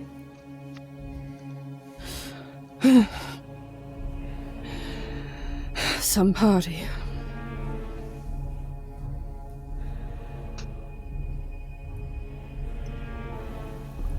All right. Is there something that's still a matter? You have been standing here for a rather long time. we're just like a moment. Tommy? It's like in video games with NPCs. They're like, Tommy's gonna forget we're having a mental conversation, turn to that person and go, we're busy having a conversation, but he's just gonna think it. He's just gonna look at this guy. Well, there is a rather long line standing behind you. If you can at least move out of the way. That's a no worry. You want to hang on to this? One minute. What are you saying? He has indeed given you multiple damn minutes.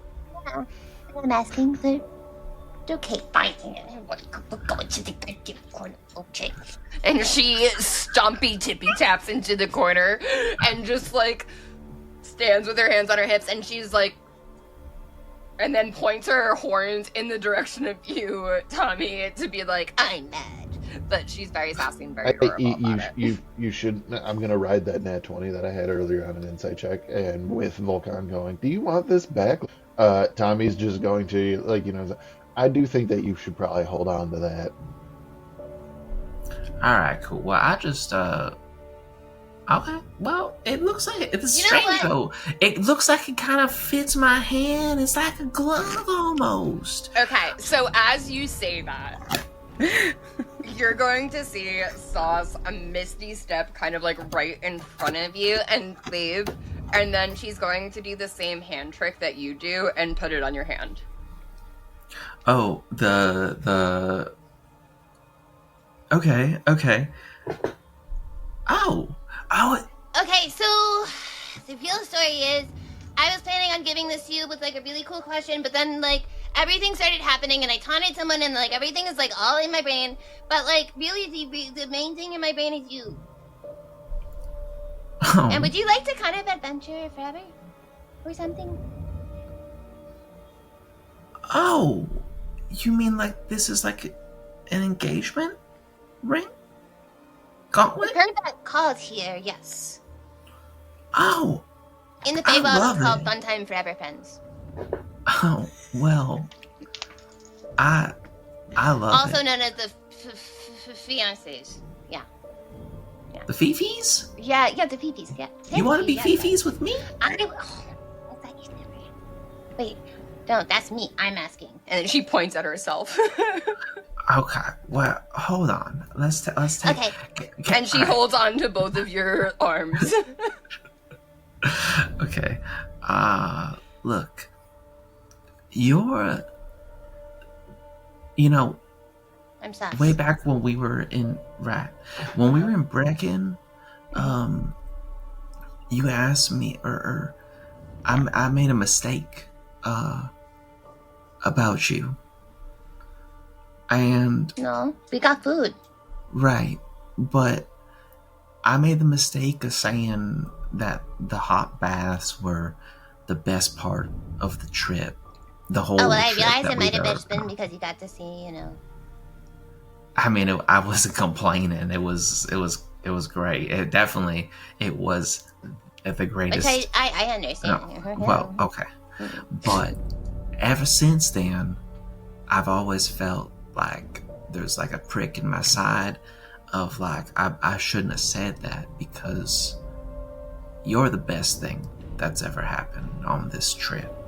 The quietest little tippy taps that are like speeding up so very fast. and you're the best thing that's ever happened to me. And so I think Body wiggles. I know that I want to be best hand friends with you forever. Immediate tackle kiss onto the floor. Okay. Now, but as we're on the floor, I'm gonna. She'll give you like a little like head nudge. We're gonna push up so we're on our knees, and I'm going to put a little my fist up, and I'll say, "Can you do the other half of my hand trick?" And so he'll put his hand like to his chest, like over his heart, leaving I didn't space. practice that part. It's okay. I know you can do it already. More distressed noises. You're not allowed to be distressed. You're under heroism. Confident, distressed noises. Confident, distressed noises. She's confidently distressed. Can you do the other side of the wrist pocket trick if I'm putting one hand up? Is this a can I or will I or like should I or like is this literal? Is this like have I practiced this before? Because no, I haven't practiced this before. It's kind of like when you parallel park the bike and you can only do it on one side and then rather than the other side.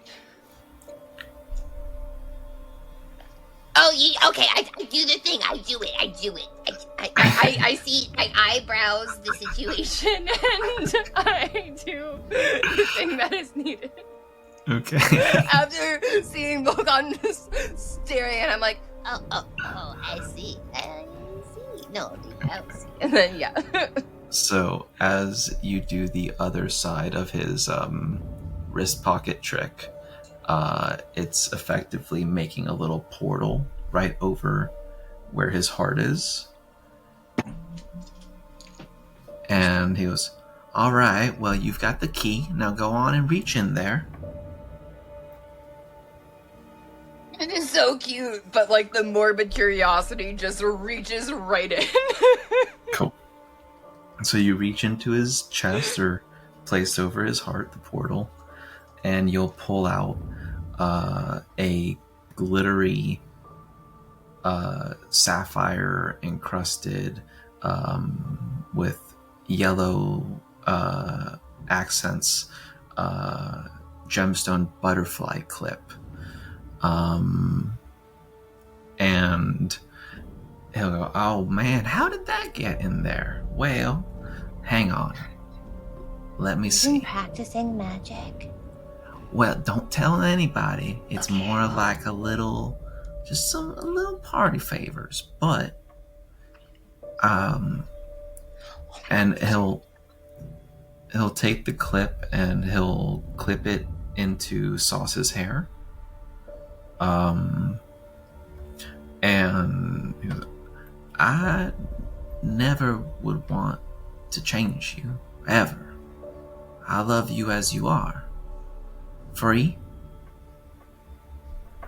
And I would never want you to feel restrained by me. No, that's only for the times later. And I want you to just... Oh, what the hell?" And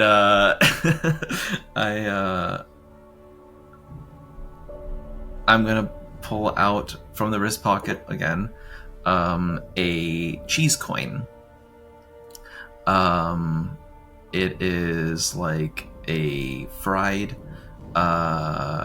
it's got like confetti glitter over it,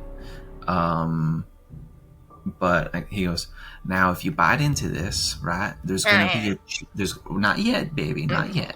There's going to be a cheese pull, a little bit. This is the only time I'm going to ask you for a little bit of restraint. So eyebrows. You bite one side of the coin, right? And I'll bite this side of the coin. And we both do a cheese pull, and the string will stretch. And if you want to be tied up with me forever, then we'll be tied up forever, and we'll pull back. Do we have to tie the cheese, or do we tango in the cheese, or do we just eat cheese? Or all of the above? It's kind of... Put this in your mouth.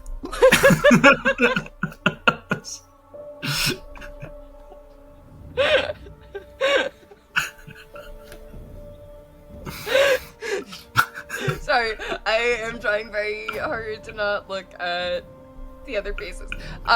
Yes, she does. Emphatically, yes. We'll bite the other side of the cheese coin, and we'll go to pull away.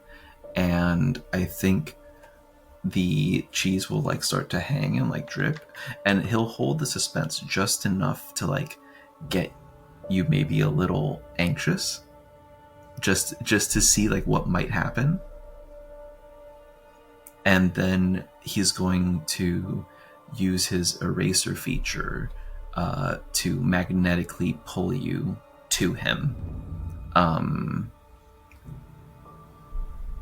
which you can choose to resist the magnetic pull or lean into it.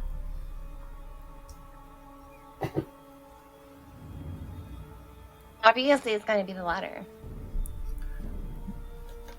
It is a cheesy, glittery makeout on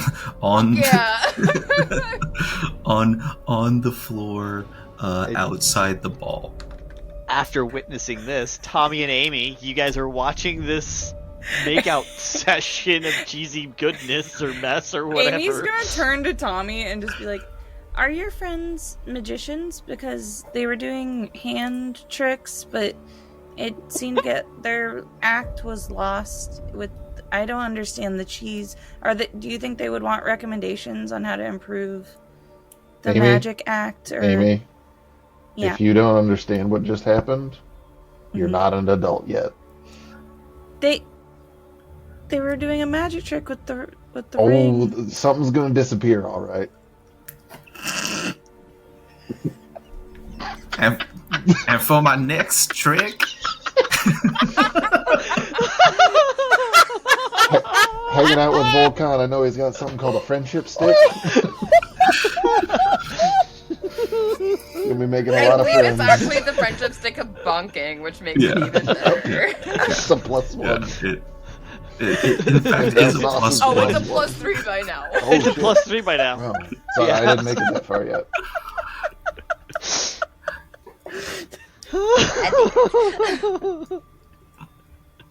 We didn't make it that far. I didn't. All right, we pick ourselves up, dust ourselves off. All right, okay, all right. So,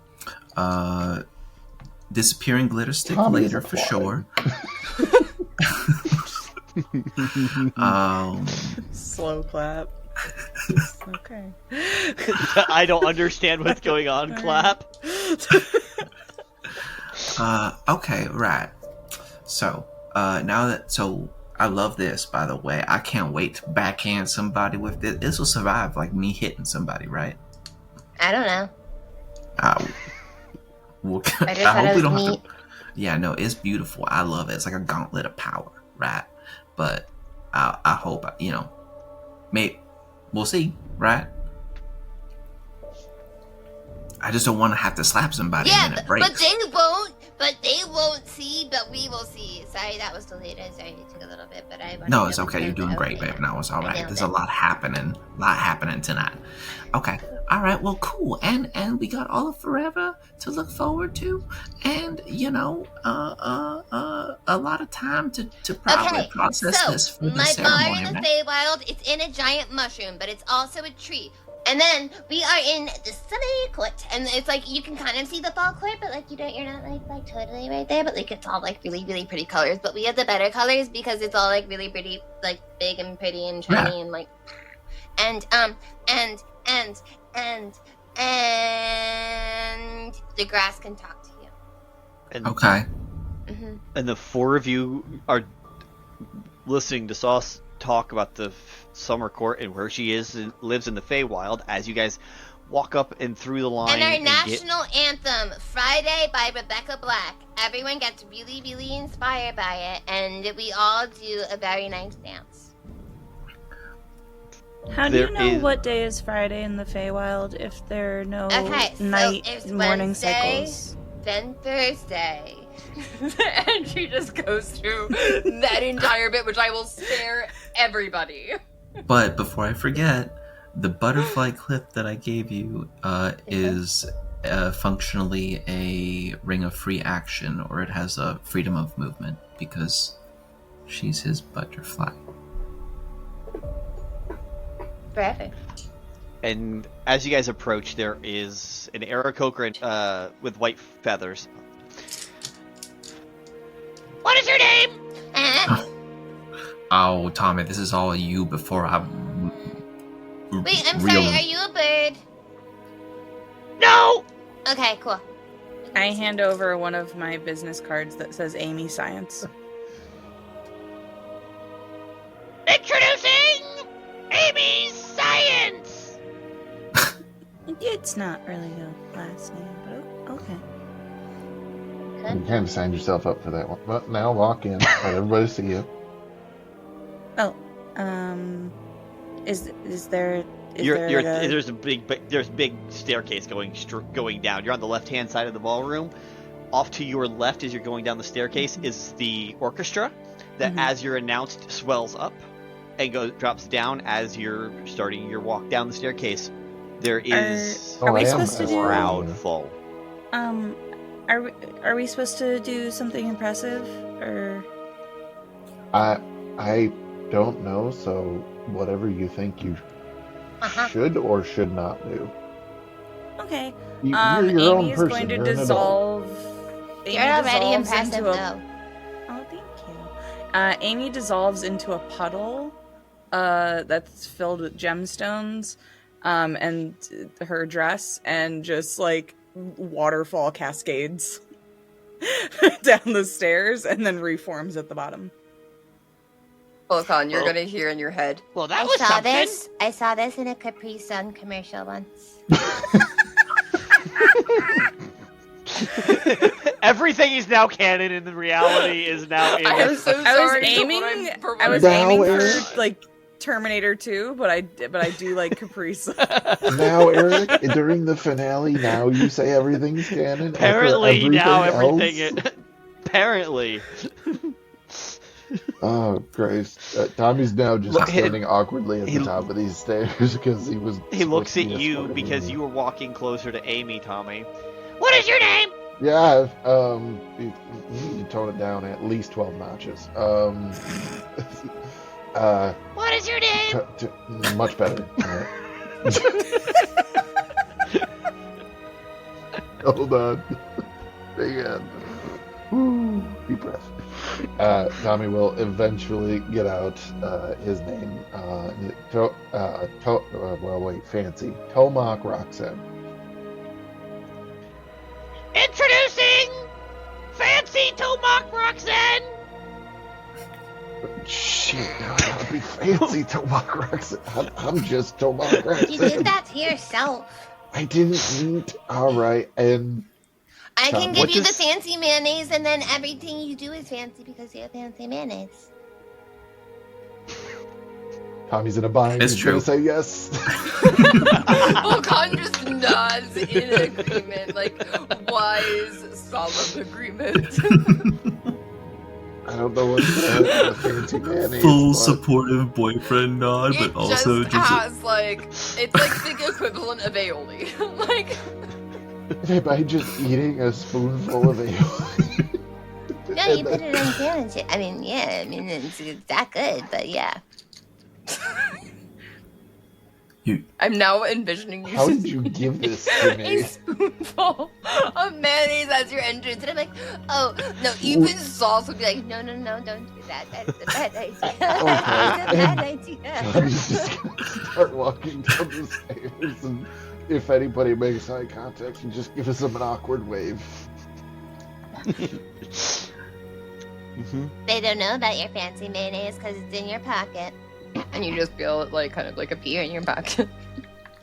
Yeah, that's right. You're better than them. You just see in his pocket.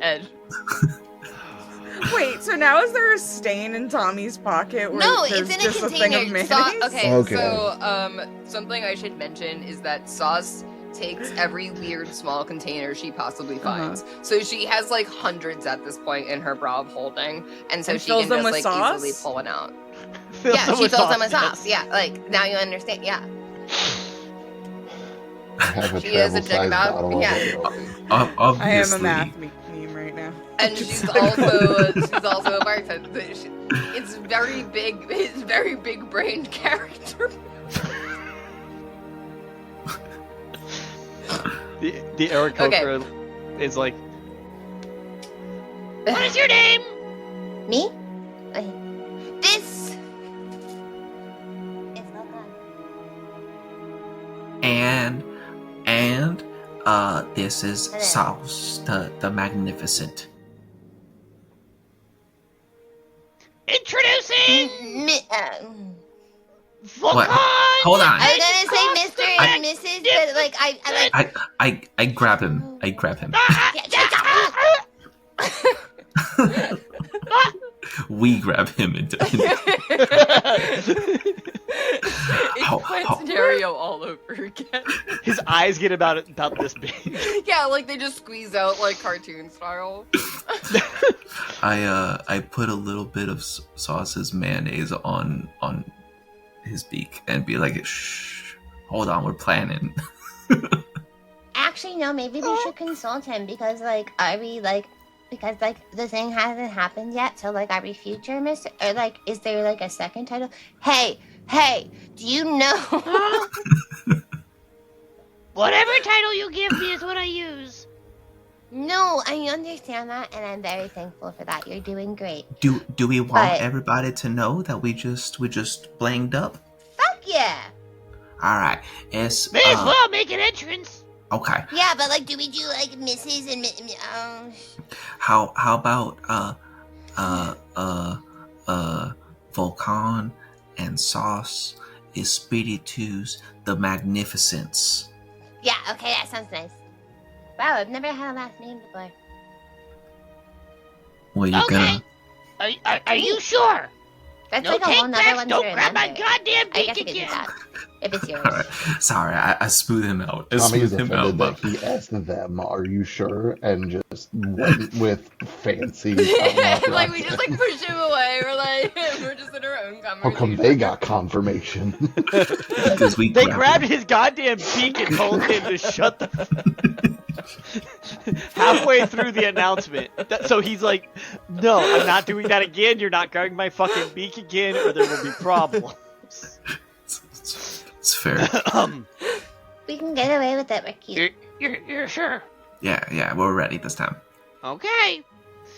Are you ready? Introducing Mr. and Mrs. Vulcan and Sauce Espiritu the Magnificent. Yeah. And then I do the displacer. Now's when you go down the stairs. Okay, I do the displacer beast prowl. Walking like dubstep down the stairs. The orchestra starts playing "Hungry Like a Wolf." There's some slight dubstep orchestral remix. You straight up made them go up on an upbeat, and then stop halfway through and note that they were working on dropping at the same time because that stopped. So they had to go back up again. So you created your own pseudo dubstep of that. We are too precious for this world. That's what I know. Correct. Sauce, there is Okay. the first table you get to, you see small finger foods. Just immediately. Oh. And Vulcan, you and Tommy and Amy see Conrad piling up a stack of cockatrice wings in various sauces. And in his other hand, he has alcohol There's already more of me. in a mug. I tell you, man, she's like, well, she said like it takes like 24 hours to make a mini, so like probably not, right? Like the them sauces, like the right. I see. Like the food sauces, right. And Tommy, Vulcan, and Amy, y'all head down towards Conrad, while Sauce gets segued and caught over on this charcuterie table. This charcuterie table. There it is. And Conrad does entice you guys into Vulcan specifically, into a wing eating competition.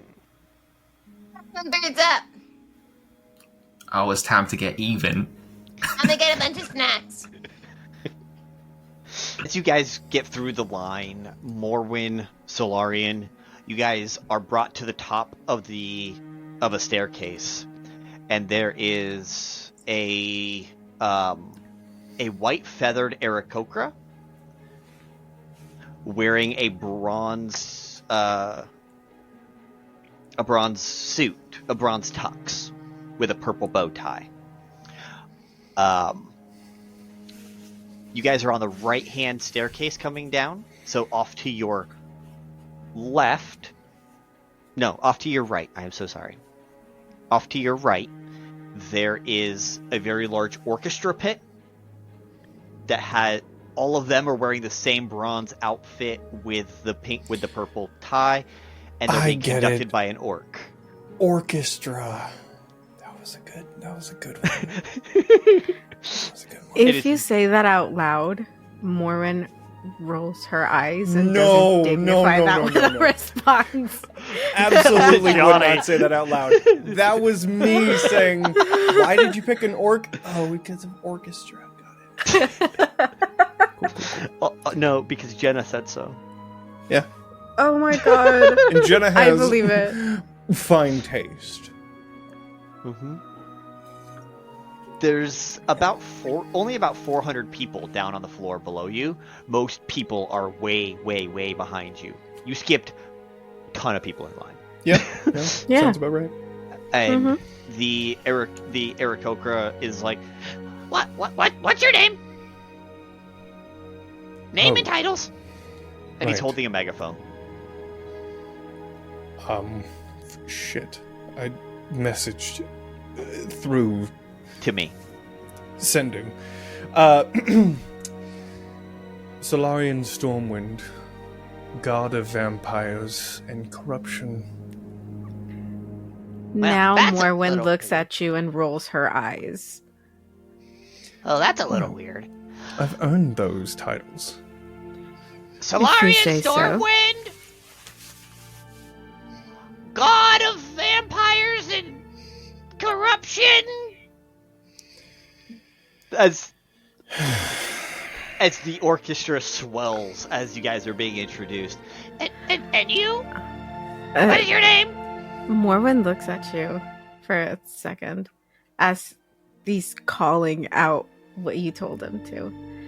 You know, I know that I was expecting to regret or at least rethink coming here with you.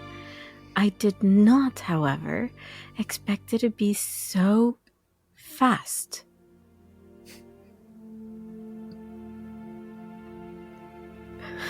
And she turns back to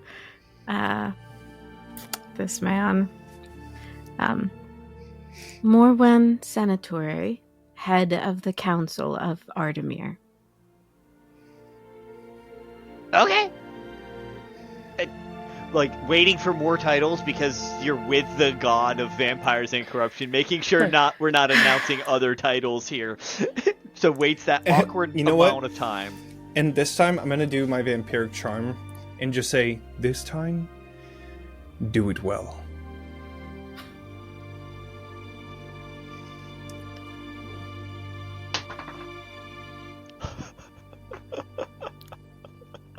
They rolled I don't know a 19 why you on rolled. the dice. They rolled high. They rolled a 19 on the dice plus modifiers. What was your DC? Just out of He curiosity. fails. 21. So if it's just a commoner, that ain't shit. Yeah, no, he's even if he had a +1, that's no. Yeah. He barely fails. As he's like, okay.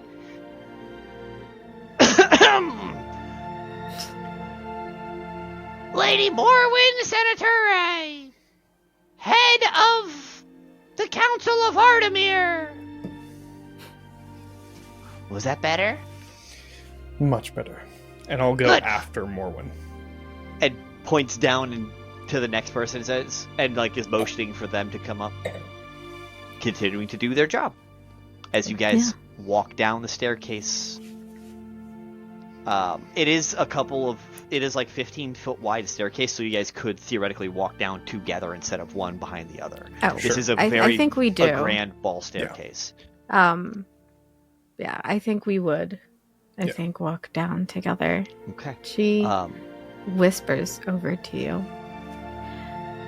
You play a very dangerous game, Solarian. I hope you know what you're doing. I just look around at the attendees. So as you are looking around, down on the bottom, you don't necessarily see anyone that like stands out per se right this second, but you do realize to your right as you guys are descending that off to your right is actually the leadership of the city box. It's a very large space that has 8 individuals at it with and you definitely recognize Lilith and My sweet, sweet boy. Jonny, give me an insight check. You dense man. I think insight is one of his good ones. Okay, I hope so. Not great, but 24. That was actually pretty good. Yeah. I'll say that's enough because she was trying to convey something very specific. So it's not something that would have been hidden. Right. You're saying that. Okay, go ahead. Sorry. She said you're playing a dangerous game and that she hopes you know what you're doing.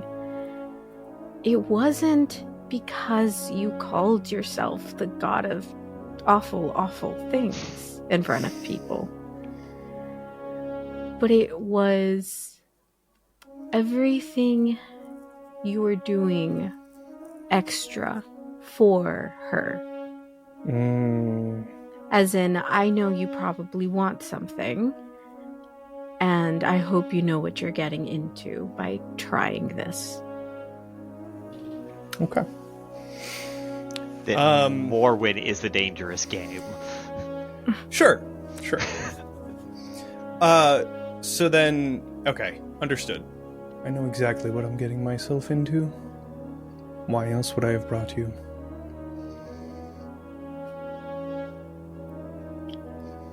She doesn't say anything as you both continue to walk down the stairs. I'll look up to the box. We need to get you an audience with Lilith, if she's here. Very well. I don't think I have ever talked to them in person, but I know who they are. I'm assuming you have specific business with them? I had specific business. Enough to...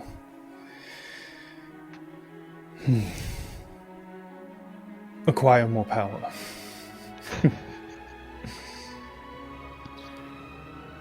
And I think that she would be somebody that you should meet, because there is a lot of knowledge in her office.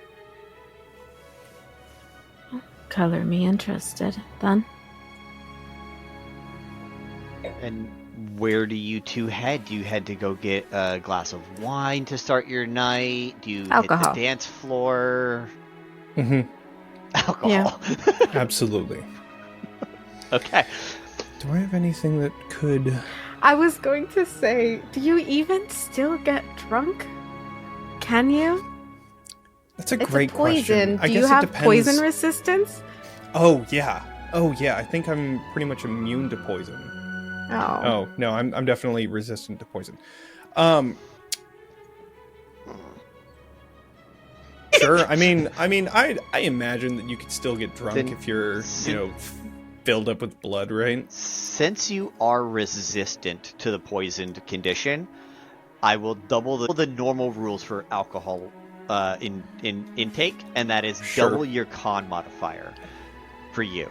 Everyone else gets their con modifier number of drinks before they go and start having to take disadvantage. Solarian, you have to empty out a wine warehouse to get drunk, essentially. A wine barrel. Maybe not a warehouse. But I can take that. And then I'm just going to go into the back and literally just palm one of the barrels. Just grab one, have it in my hand. I'll use this for later. I'll set it down so I'm not carrying a fucking barrel. But anybody that's around would see him with ease grab a filled wine barrel with one hand and just bring it out and then just set it down. And then just look around and say, "This is mine." While he's doing that, Morwen, roll a perception check for me, unless Morwen is so entranced by what Solarian is doing that she's not looking at anyone else. Well, she's used to him. Yeah. And especially in a space with so many people, she would, not let her guard down necessarily. And that's why you're getting the roll. Mm-hmm. Oh, that was a very good. What do I add to it? 21. 21. On a 21, you think you catch a glimpse of a brown-haired gentleman with a ruby left eye, but then in a split second, they're gone into a group of people again. I think that's when he turns back around after claiming his wine barrel. What a conquest. So, do you recognize anyone here? Should we speak to anyone? I do recognize quite a couple. This is quite the gathering. It is odd to think that if I wasn't doing something about it, they would all die in 3 days. You have their lives in your hand. Yes.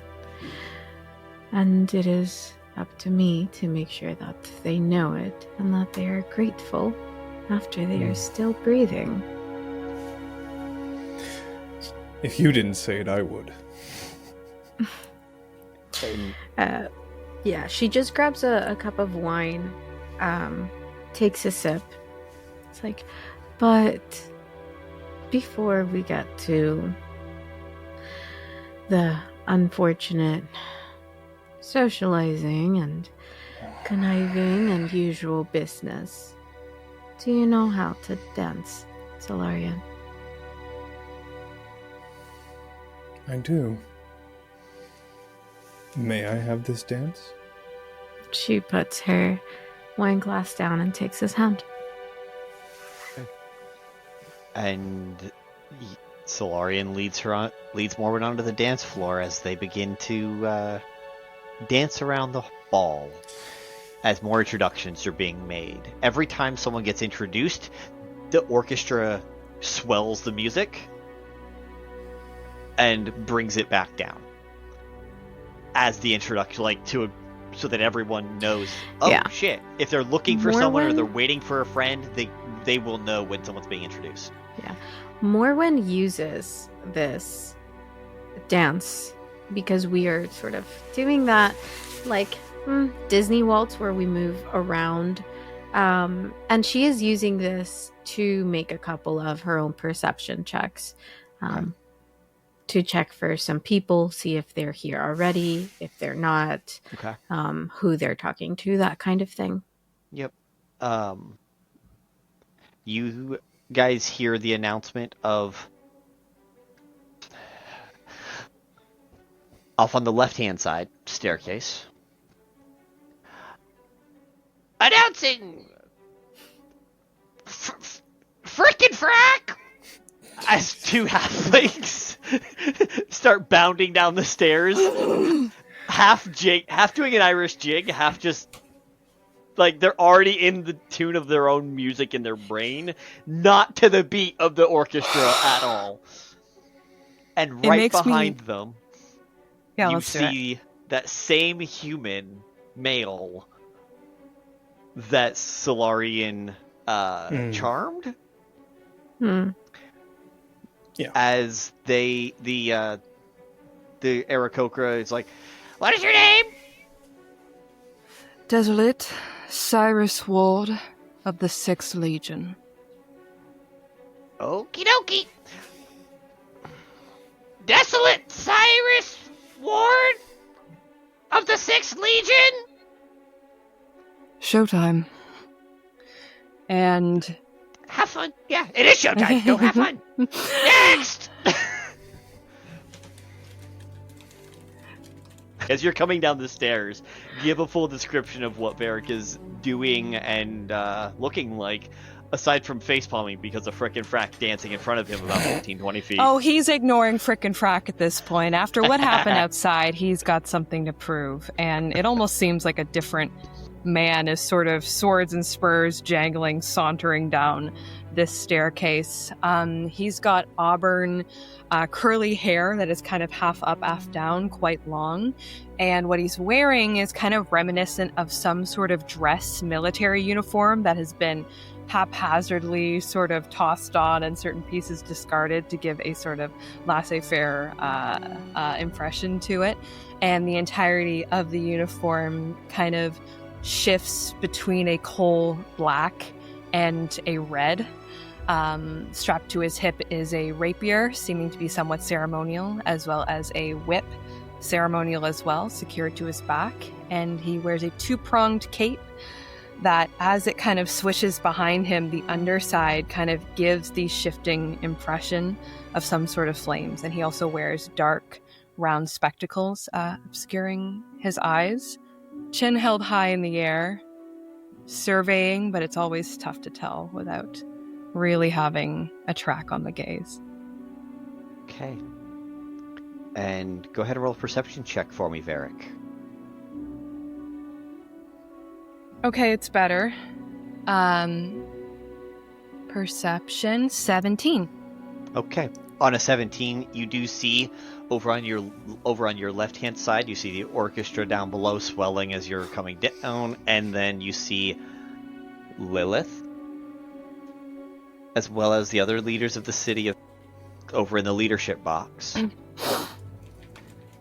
And down below, you see the same two people dancing a little closer to the back at this point, because they're just kind of, and the way they're moving, you can tell that they're being vigilant about their movements. I think he passes by a woman around his age and plays it off like a joke, but he just needs to get it off his chest. He gives her a bit of a smirk and points his chin at the room and just says, "What a fucking den of vipers," and keeps walking. She just tips her glass of champagne and sips it. Like she understands what you're saying, but where is Varrick headed? If I can get an equidistant point from the two parties you just described, that is where I'm heading. Perfect. You are near where Solarian put his cask. Okay. which is sure to not come back to bite me. Of course not. Pun intended. But you're about a table down, grabbing a charcuterie board of food and a little wine glass. They do actually have little boards that they're using for everybody. Everyone walks in, they get one, and they reuse it all night. Yeah, and I'm hoping Frick and Frack are probably up to something, but I don't care. So, they were actually poking and prodding and teasing each other, headed out towards the gardens. Okay. All right. Sorry, the context is that these two make me irrationally angry, which has probably become obvious. Yeah, so I'm posting up on my own, but also open. I have a posture that assumes I'm open to chatting as well. Okay. A little while later, several more people come down. Varrick, you would recognize that it's Conrad, Telissa, and there's an owl behind them, with them. Exact order's a little fuzzy, right? Like, a little hard to tell from right here. But and then on the other side happens to be a satyr and a half dwarf in a purple pimp suit. I think is about the only way Purple and gold. Yeah. Purple and gold pimp suit. The satyr is not very clothed. No, the satyr. Oh my. Has some glittering, some lights popping. With every move she makes, the lights change, like dancing lights is imbued in her dress. And they go over to a table on the opposite side, and you recognize all four of them except for the owl. I see. Okay. I'm going to get a drink and move in that direction slowly, talking to other people as well. Her Tommy, Vulcan, Conrad, and Telissa end up walking away as I imagine. Correct me if I'm wrong, Jenna. Sauce is loading up her charcuterie board, her charcuterie board with everything. Like it's piled about this tall. Are there any other tiny foods? All the food here is the correct she's also size. getting one of everything and just stuffing it into her bra holding. Okay. And what is Nyx doing at the same table as the other three just left you? I'm probably, honestly, it looks like I'm doing the same, but I'm stuffing it all. I'm just feeding it all to my cat is what it looks like, but it's just going into the cat of holding for me to eat throughout this party. But I'm slowly making my way down the table to get to where the coffee is stationed, and then I'm going to be sitting there. I'm probably going to cage stand the coffee. They actually do have coffee still in the in the barrel. They brewed it into the barrel after they dumped all the beans into the grinder. They used that same barrel to then hold the coffee when it was done being brewed. And they've tapped the keg of coffee. Barrel brewed coffee. Yeah. I'm right with that. I ain't mad with it. I'm gonna fully cage stand this coffee. Okay. I don't care. And there's just a butler there helping you keg stand as Varrick shows up to Sauce and Nyx. I'm gonna just... Yeah, my little cat's floating above me and holding Varrick is kind of distracted by that. Sorry, go ahead. Sorry, the butlers are really trying to keep their job. Like, they're doing everything they can to cater to all of these guests. Like, it's amazing. They pay them extra. Oh, you want tip them. to keg stand the hot coffee. Can we do that? Just fucking do it! Just fucking do it! We're not allowed to say no to these guests. Yes, Make it okay, that's happen. great. That's a great idea. Here you go. That's exactly what happened in my head too. I'm like, wait, are we allowed to? Oh, I mean, if you're already halfway, never mind, you're upside down. I do think the funny thing is that I don't think a coffee thing would be pressurized enough to do a cake stand, but Nit swaps with him and just drills a little portal right in the faucet, and it just comes out like it would anyway. You just put a portal at the bottom of the coffee of the barrel and just. It depends if the nozzle is pressurized it's just or portal not. it right into the mouth. If it's like a pressure, it depends Yeah. how large the coffee container is, essentially. It's a full-on actual barrel, so it theoretically could be. Sounds like it's keg Well, it's stand gonna on be the coffee time. Right? It's a keg of coffee. Let's be real here, y'all.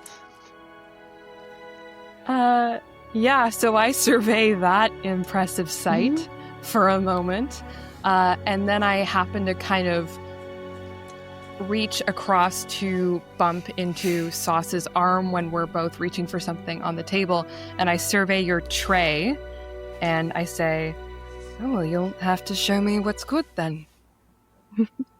Okay, so this little bite is something that I like to call Serper Surter, because it's similar to Saprasada, but it's also not because it's slightly different.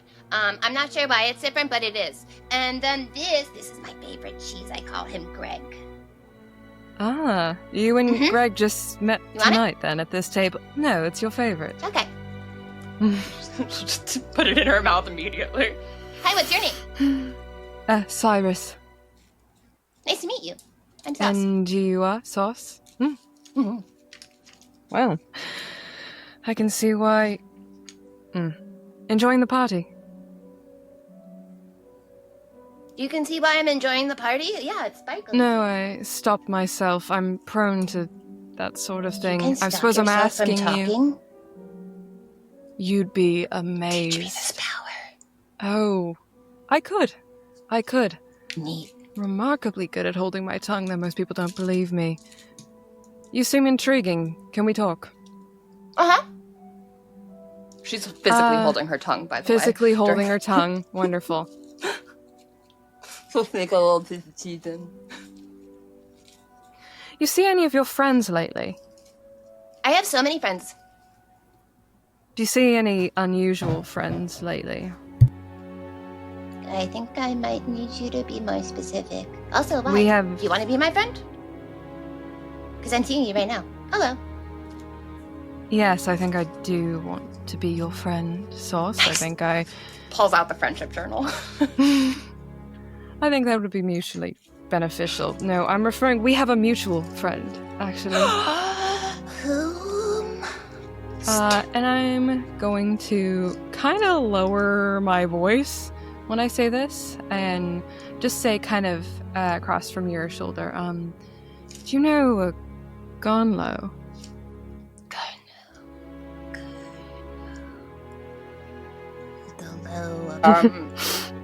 She's gonna keep repeating the name and just be like, Garnlo, low of Garns, Garnlo, Garnlo, low.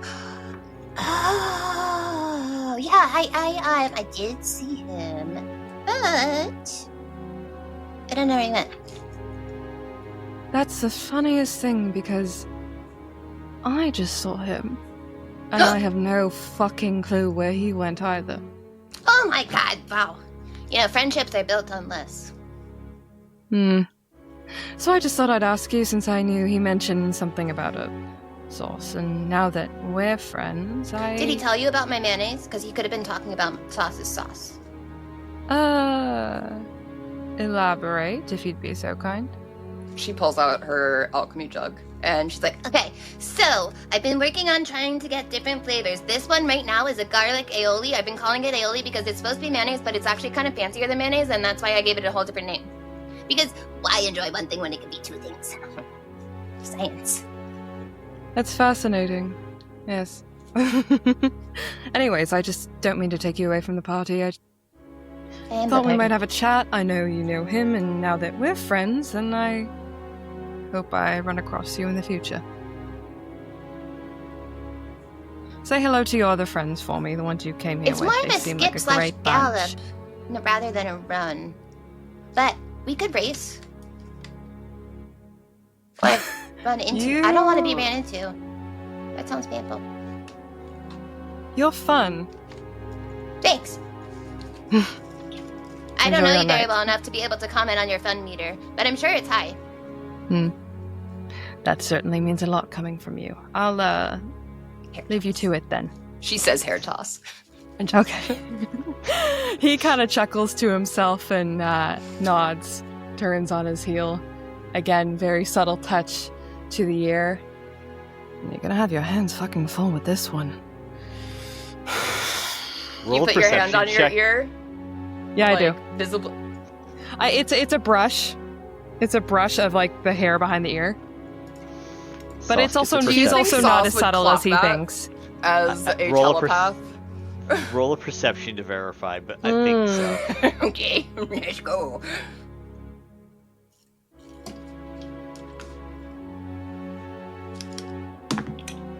That will be a 22. Yes. You clock it 1,000%. I'm gonna keep walking. I don't know that she's clocked it, so I think I'm being slick as usual. Correct. You're just gonna hear the word beans in your head to see if you respond. Do I hear that? While you're walking away. Huh? You hear beans in your head. I do hear it? Okay. Yes. But like very whisper, very low. And it's not from your device, and you know that. It's not from your implant.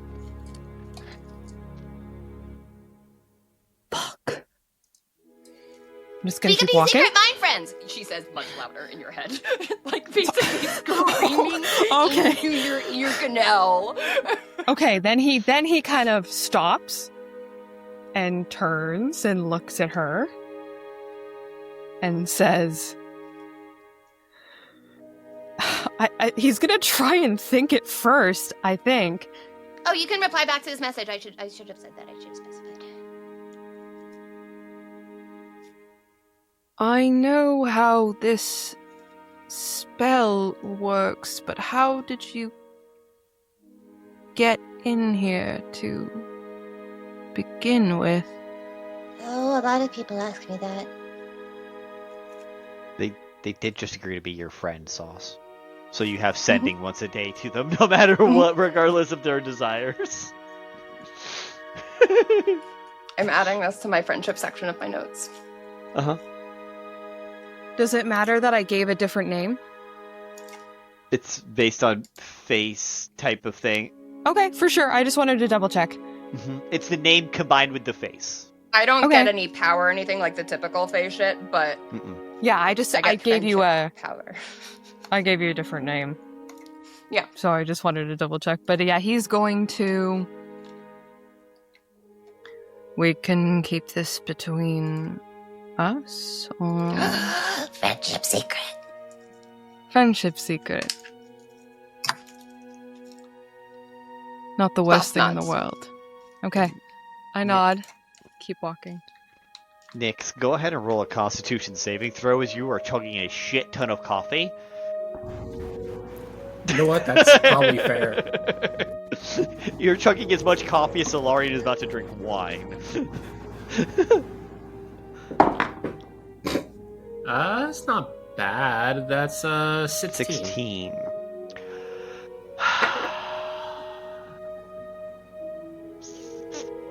So, you are ADHD. Nix is ADHD, let's just be honest. Any tension you may have had, any negative or feelings like that went away for a bit, and then you drank past that threshold of coffee. Because once you pass the threshold of caffeine, even ADHD, it starts to affect you. You are now wired back up again like a motherfucker. That's my secret, though, Eric. Nix never has any negative emotions. What are you talking about? And you hear the conversation about them becoming new friends. Friends? How am I gonna dismount this cage? I'm gonna just fly up from the cage. I'm not even gonna land back on the ground. And then just hover over, like, behind Sauce's head and say, friends?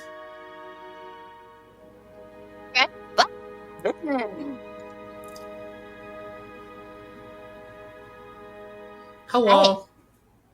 Do you know? Did you try the coffee yet? There was a lot of coffee. There might be not as much coffee now, but it's really good. You have wings. But your eyes Yeah? have emotion. It's confusing to me. And she's just like slowly getting closer and just like cocking her head from like one side to the other. I like slowly list upside down, so I'm like Spider-Man position with you face to face. That's neat. Oh, and now, you're from the Feywild! And I don't know if my mic clipped, Yeah. but that's amazing, incredible. Usually it does that. And she will resume or start excited tippy taps, and you'll just hear her little hooves getting quicker and quicker on whatever floor's surface is here. I think Cass would see the lines and say no and try to sneak in through the side because she doesn't want to deal with that. Oh, fabulous. So you go ahead and roll a stealth check then. And I've got my fancy boots on. Mm-hmm. And your fancy dress. And my well, I would like... That's a 36. I love those boots. They're good boots. They are great boots. Aren't you glad you had a rich friend? I love having rich friends. I wish I had them in real life. So, Cass, you got a couple of choices. As you are scaling this... so there's an easy way in if you go up and over. You can kind of get down into the gardens. Or there's another courtyard on the far left-hand side or the far right-hand side that you could get into as well. To kind of get up, over, and back down. But it is a 3-story building. Or you could use a... bust open a window or see if they left one of the other doors unlocked. I think the gardens. You know, the pass least resistance. Like, hey, there we go. Gonna go that way. Straight up and over. Straight Okay. up and over. Fantastic. So you go straight up and over, and you're hanging out on the second floor lanai that is overlooking the gardens. Nice. Solarian, you immediately clock that Cass is kind of above you a floor, but also over towards the gardens area. As you're dancing. Seeing Cass, I think Solarian's currently with Morwen, so I don't think that he's going out of his way to say anything to Cass, unless Cass approaches him. Mm-hmm. But I do think that there is like an acknowledgement, like a head nod or something like that. Okay. So I imagine like they make eye contact, and she immediately like furrows her brow and looks up a little bit at the hair and down at his eyes and just like, so we're doing this now, I guess. Yep, and then he just says pretty much like, yep. Because Cass, I think, because she's got her like long dress on, she's got her hair like, because it's usually really floofy and out there, it's kind of like slicked back, so she's like a little more stylish right now, and she's just like, okay, and goes towards the dance floor. Okay. And as you take a staircase down to the dance floor, from the lanai, you're actually able to see Sauce and Nyx and them. You're also able to see Telissa and Conrad and Vulcan and all the other friends you've made. Most of them have arrived by this point. And the dance floor is easily packed in 1,200 people. There's still people arriving. There was a long-ass line by the time you got here. And you head on over to where Sauce is, because she's the closest to a staircase, and she's entertaining an owl who's upside down. Cass shows up. Who's the small bird, man? Bird. Oh, I don't think I Woman. got your name. Bird. I'm not a bird or a man. That's rude. I'm I'm Nix. very sorry. Who is this Nix? Who is this Nix? I'm just Nitz. I'm at the party mostly to drink coffee, but I drank it all. This is Nix, and she's at the I'm party talking to drink my new coffee friend. and other things. Okay. Yeah. Yeah. Nice. Wait, what's your favorite color, Nix? Red. And she's going to I just looked down at the very long jacket. It's probably like around my head with me being upside down. she's going to look for like It's a just nearby touching the floor. surface to put all of the little snacks she has in her hand so she can reach into her bra Cass folding offers her in the hands. back pocket for red glitter for Nyx. You can use it as pocket sand. Play for arts and crafts. Nitz just immediately starts rubbing the glitter into her feathers. I like this one. Like she zones in on it immediately. It's just started rubbing it into all of her feathers. Now her black and silver feathers are also red as fuck. Looks good. I respect it. It's good. I wasn't fancy enough for this party, but now that I have a look to go with the vibe, I think it works. Don't sell yourself short. You're my friend, and you can't talk about my friends that way. And her finger will just get very close to your face. She'll beat up anyone who bullies Even if her it's friends. yourself. Fair enough. Have you guys seen all the tiny snacks? Did you check out the food table yet? What's your name? My name is Cass. Nice to meet you, Nix. Did you want any snacks? I got snacks. What snacks you Where is Cloud? And then this little cat floats over, and I just like reach into its mouth and pull out a muffin or something from the food table. Love muffins. You have no idea. I grab a muffin. It's slightly covered in saliva. Cass would be worse. Cass also has a cat who is not present, but is at home being cared for by Jedediah. He does a shockingly good job at it. I love Jebediah. He's on my bestie list. He makes muffins. He's the muffin man. Did I ever tell you he stole my muffin? There's more. There's plenty more in there. Just feel free to reach in. And Cloud's mouth is just open, and there's just a black pit where her mouth is.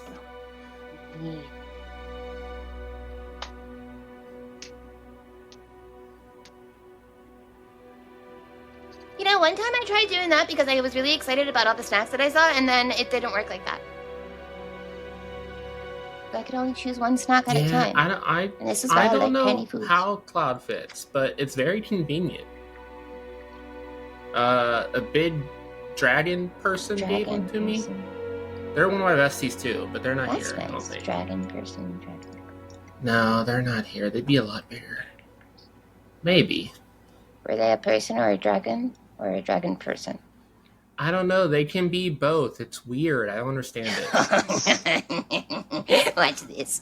And Sauce is going to wild shape into her little beer drake form. And she's going to spit beer in all of your cups. She's being a very small one, though. But she's not being subtle about it. Oh, that's so cool. I can't summon anything, but I can do this, and I just tap Cloud's head, and they double in size. Oh shit, I don't have elbows right now. I'm in dragon form. I can lick my elbow when I'm not in dragon form, so yeah. I can lick my elbow, and I just put my arm through a portal, and then the elbow I comes in imagine front of everyone my is just face. dressed to the nines, and there is this group doing whatever it is that happening. And we're like really inconveniently placed. Like we're right near You the snack thought that table. your Everyone has character to be was like, not going to like me because I'm bird-like, but they are like the same personality. They're the same person. Cass is like, wait, I have an idea. Sauce, do you like grapes? Yeah. Alright, she grabs a handful of grapes and just starts trying to throw them into the lizard form mouth.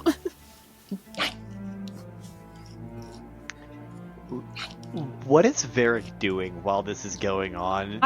So I walked away and then I was trying to get a beat on where the rest of the party that was with Sauce got off to. Okay. And so I think I would probably see this happening. Oh, you'd see it. For sure. And I'm just mentally kind of considering whether or not I saw an owl on one of those posters, because it seems like everybody they've sent me after has a deal of some kind, and this is certainly a person with a deal. And so he is just going to heave a sigh, and he is going to chat up the next attractive person he sees to get to dancing and at least try and have a little fun. All right. Fantastic. Does Varrick have any preferences? No, just didn't. No, not really. Non-discriminating a la Lestat, I would say. Fantastic. Yeah. This Triton with seaweed green hair, tied back in a ponytail with a shark skin over the shoulder, one shoulder shirt, and a pair of trousers. It's like, may I? You have no idea how thrilled I am you asked. And I take his hand, and we're gonna dance. You seemed bored.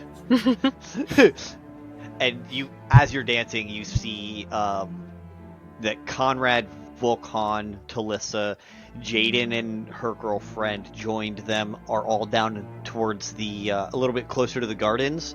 There's another set of tables, and they are standing around there with a big pile of food and wine. Noted. Yep, 4 more people. We'll figure it out. Mm-hmm. Telissa, Tommy, you guys are hanging out near Conrad, Vulcan, and Jaden just left to go on a dance with her girlfriend. As you guys are headed back to the table with another small plate of food stacked as high as reasonable. What kind of food did you guys grab tonight? Well, at this moment. It's still early in the ball for you guys.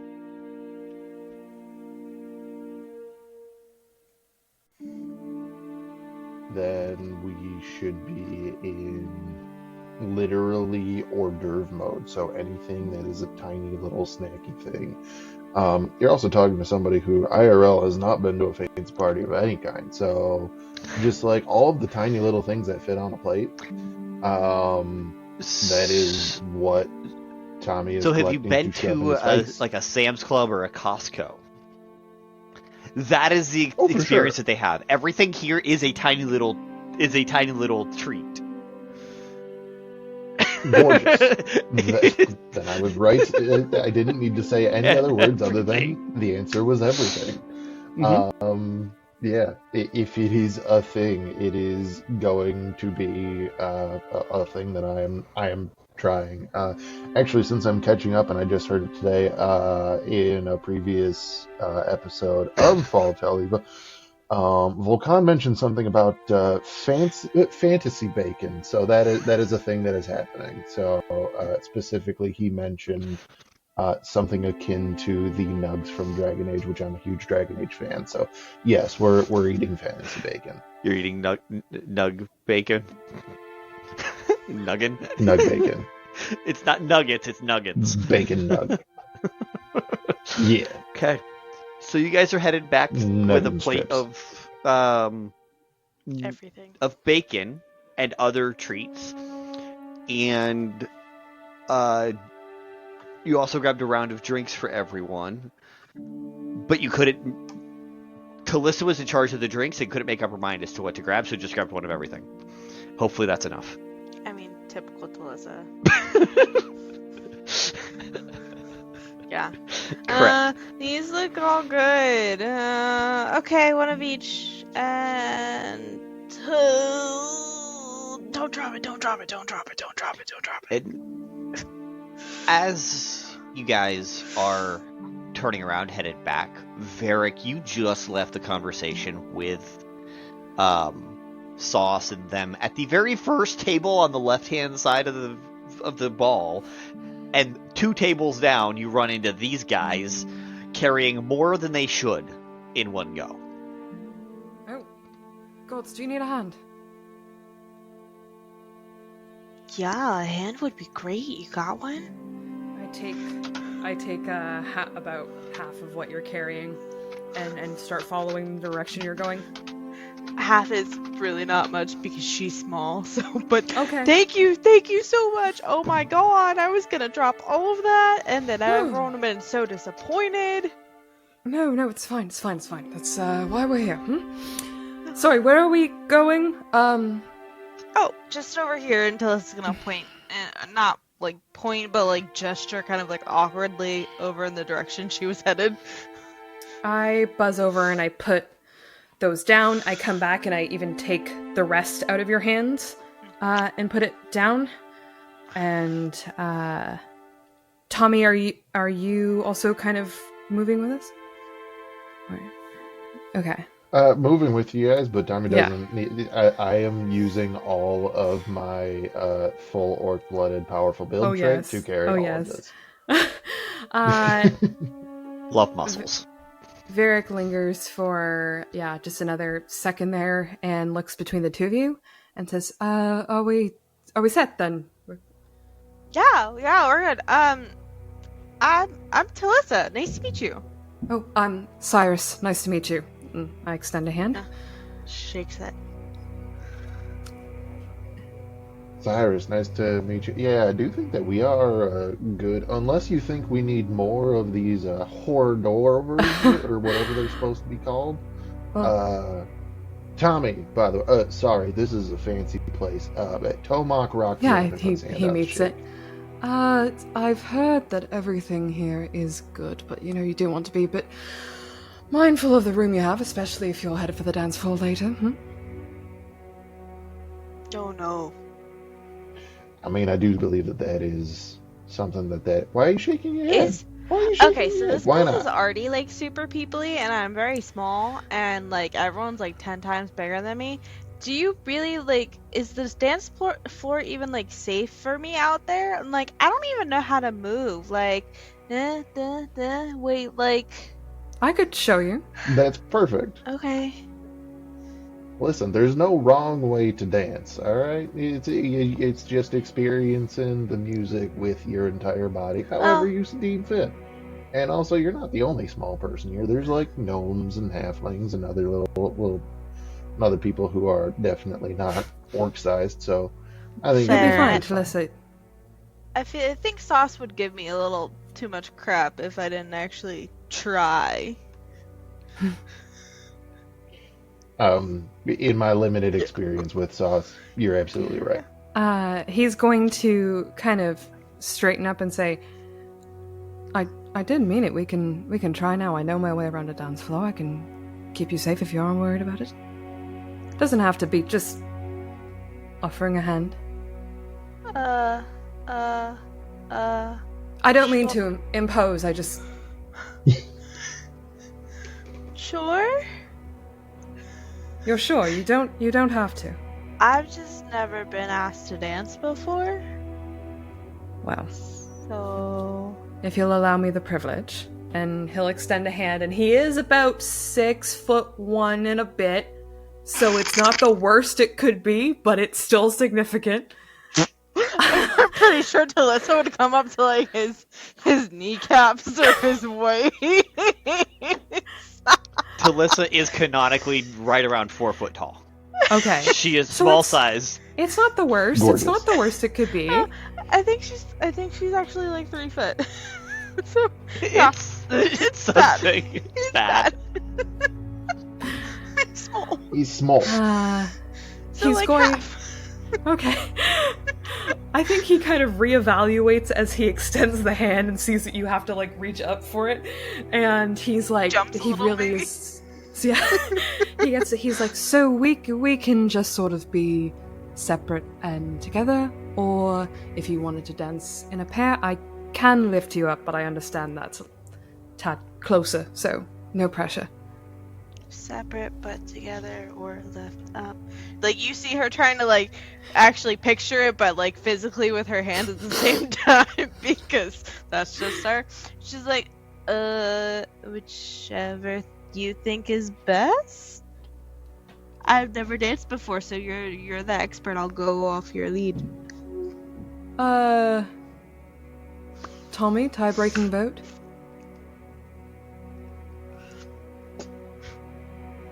I'm looking at my character sheet to see if I have anything to help out the situation. It's called Egg It I On. think the answer is no. You know what? Well, yeah. There's of course that, but I was wondering if like there was anything at all that I had that Heroism? was a little bit close. But Do I you might have be... to spell heroism? Well, I do indeed. I was gonna say, I can cast Gust underneath my feet and make myself levitate, can't I? Sorry, guys, do that I'm too. not a caster. I'm not a caster. I was looking for something like that, and the closest that I had there was potentially doing fine speed and putting you on a horse, but I think that's a little overkill. I mean, you only need a pony. Overkill with Telissa. So- Telissa's is the definition of overkill. Gorgeous. No, I think that I will do heroism because yes, it gives temporary hit points, but also it makes you immune to the frightened condition. So it quite literally is confidence. I love that for her right now. So Yeah. absolutely, like Tommy's just going to like nod and definitely be an enabler in this moment. Just be like, listen, if it's a little separate together thing, or if it's just the two of you dancing, trust me, it's good. It's gonna happen. You're gonna have a good time. Kind of like leans down, puts a hand on your shoulder as he casts the spell, and just goes, just go out there and you have a gosh darn blast. You see, like, her Alright? like wide eyes slowly starting to relax, and she kind of gets a little straighter, and she's like, okay. If I Fuck yeah. Oh wait, it's fancy. Well done. if I have your hand, I think what he's going to settle for is like two hands in each other's hands in both cases, and kind of a little more graceful of the kind of thing that starts to happen at the beginning of a wedding reception, where you have dads dancing with their little daughters, and Toddlers. it's like, yeah, You're having a daddy-daughter dance. He's kind of being, it's a camaraderie type of thing, and after we get a little bit of a dance go, I don't know if you want me to roll, if you want us to roll performance or anything. Go ahead and do performance. Okay. We haven't done performance for dancing as a whole yet. However, because the spell was cast, we're going to do that, and Telissa's going to get advantage on it because of heroism. You're gosh darn right she is. Better than disadvantage for the size differential. 17. 22. Tommy's dancing too? Why not? Okay. Good thing I got advantage because that was a nat one. We love when the dice tell the Hey. story.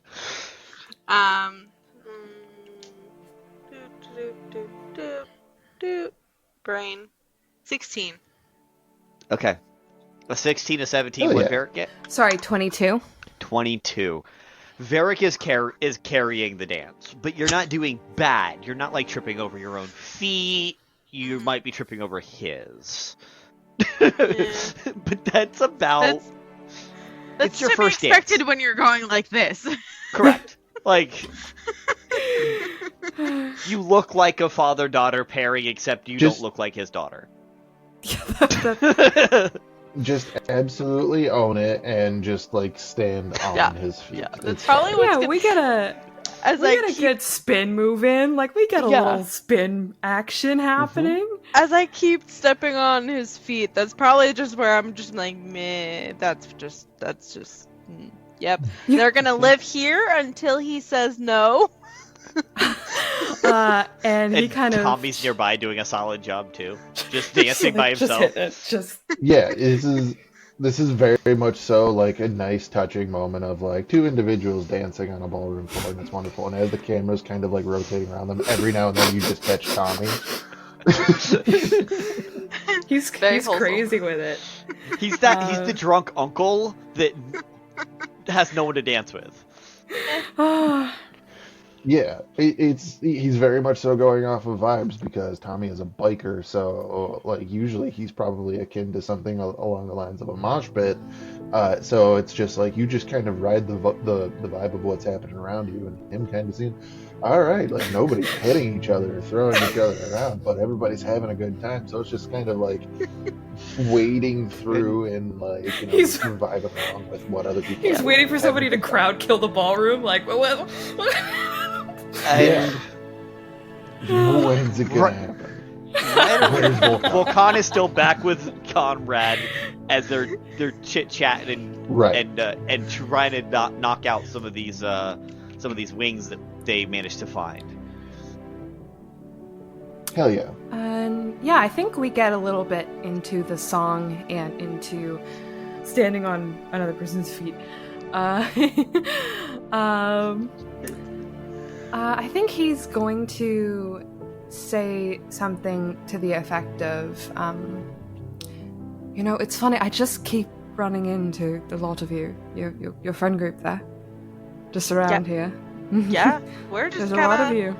everywhere. Yeah, we make friends everywhere we go and fix problems everywhere we go. I was going to say, if you don't mind my saying, you are a bit of a ragtag group. I'm curious how it...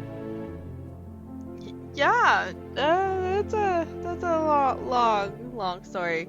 Yeah, I came from Lyria, and that's how we all met, was in Lyria.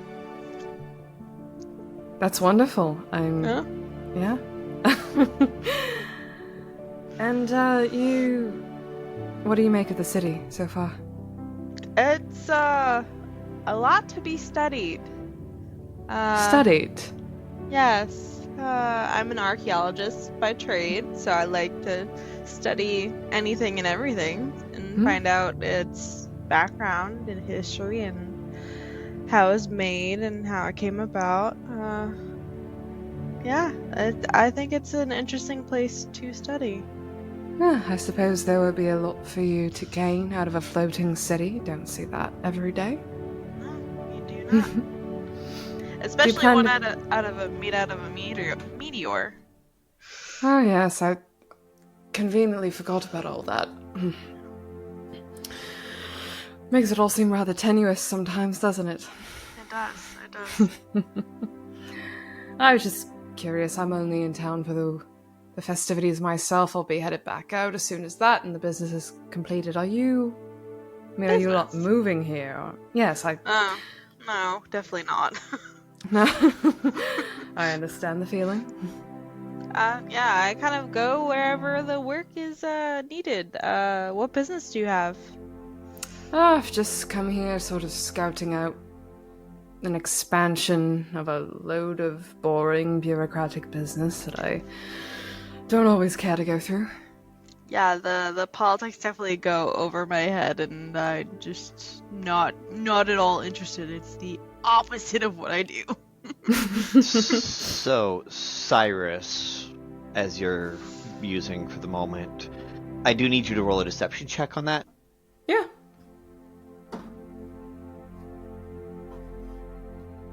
I don't know if they're insiding or not, and that's okay, because I'm not stressed about that right this second. 26. Okay, nope, your poker face is good. Your poker face is golden right now. Yeah. Okay. I mean, there's a nugget of truth in everything, Yeah. so... Telissa's focused on not completely eating shit, so she wouldn't really be looking for any deceptions or any red flags or anything like that. So she wouldn't have nothing would have really piqued her spidey senses. I mean, you do dance well for someone who's not accustomed to it. Oh, thank you. I have no clue where it came from, but thank you. Where did you learn to dance? I had to learn to dance growing up. It was expected. Yeah. Yeah. Some people are traditional like that, and I get it. It's not terrible in and of itself. What's terrible about it is the enforced sort of stiffness that they often come up with for that. You know? I prefer something a little bit more like this. Yeah.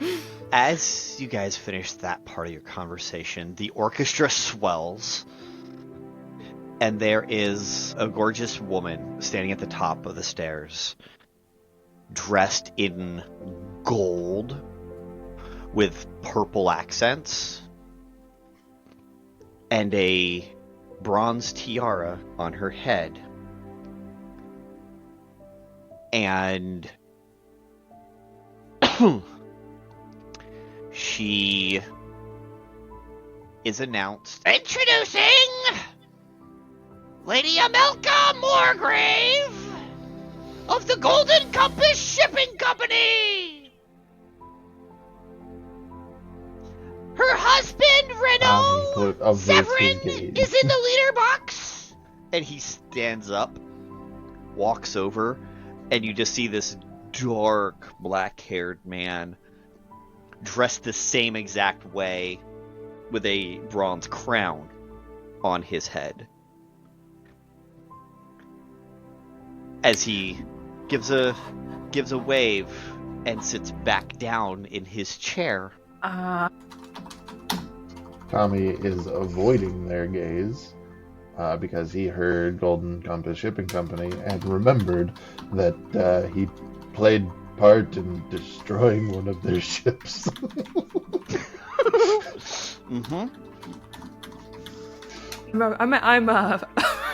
I'm acquainted with the company, in some degree, but that was not an association at the time I would have run into them. No? Nope. Okay. I'm just gonna. Neither were the crowns on their head or the position on the leadership. I think I'm just gonna roll a dice for a second here. You're gonna roll a deception check as you try to keep your poker face together with disadvantage, and they're both getting an insight check on you. Good luck holding this together. I'm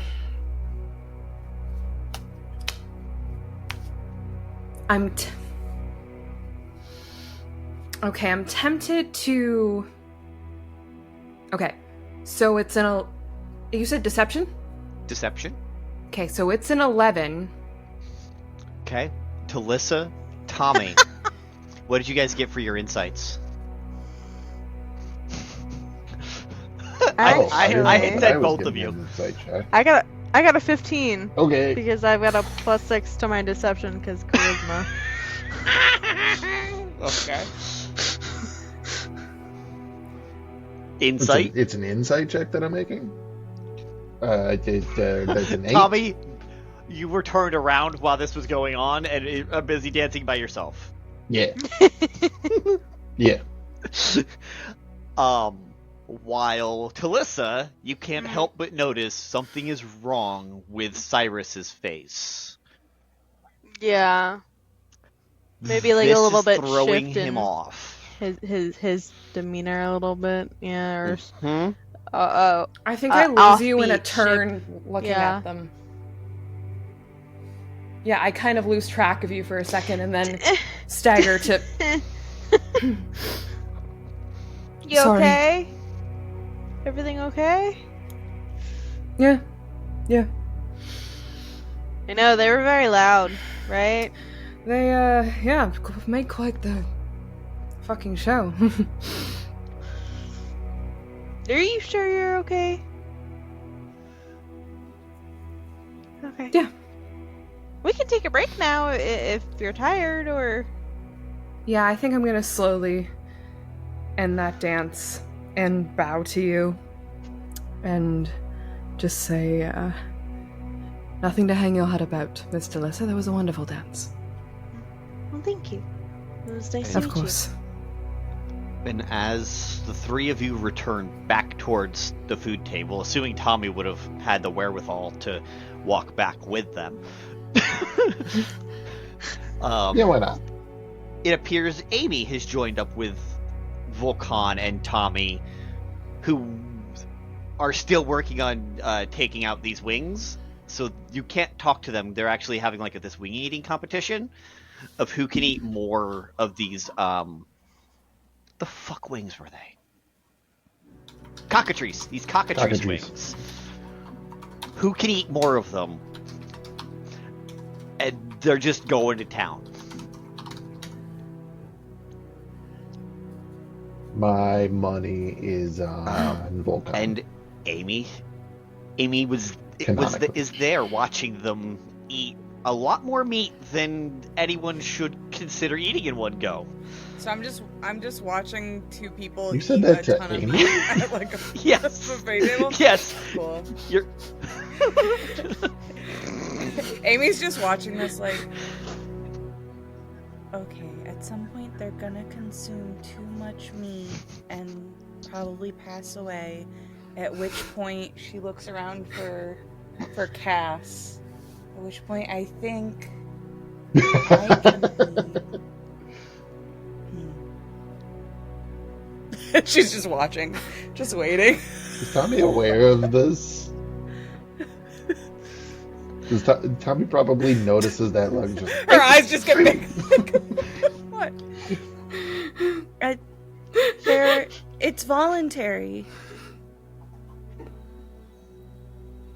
What they're doing is get over here. We don't eat friends.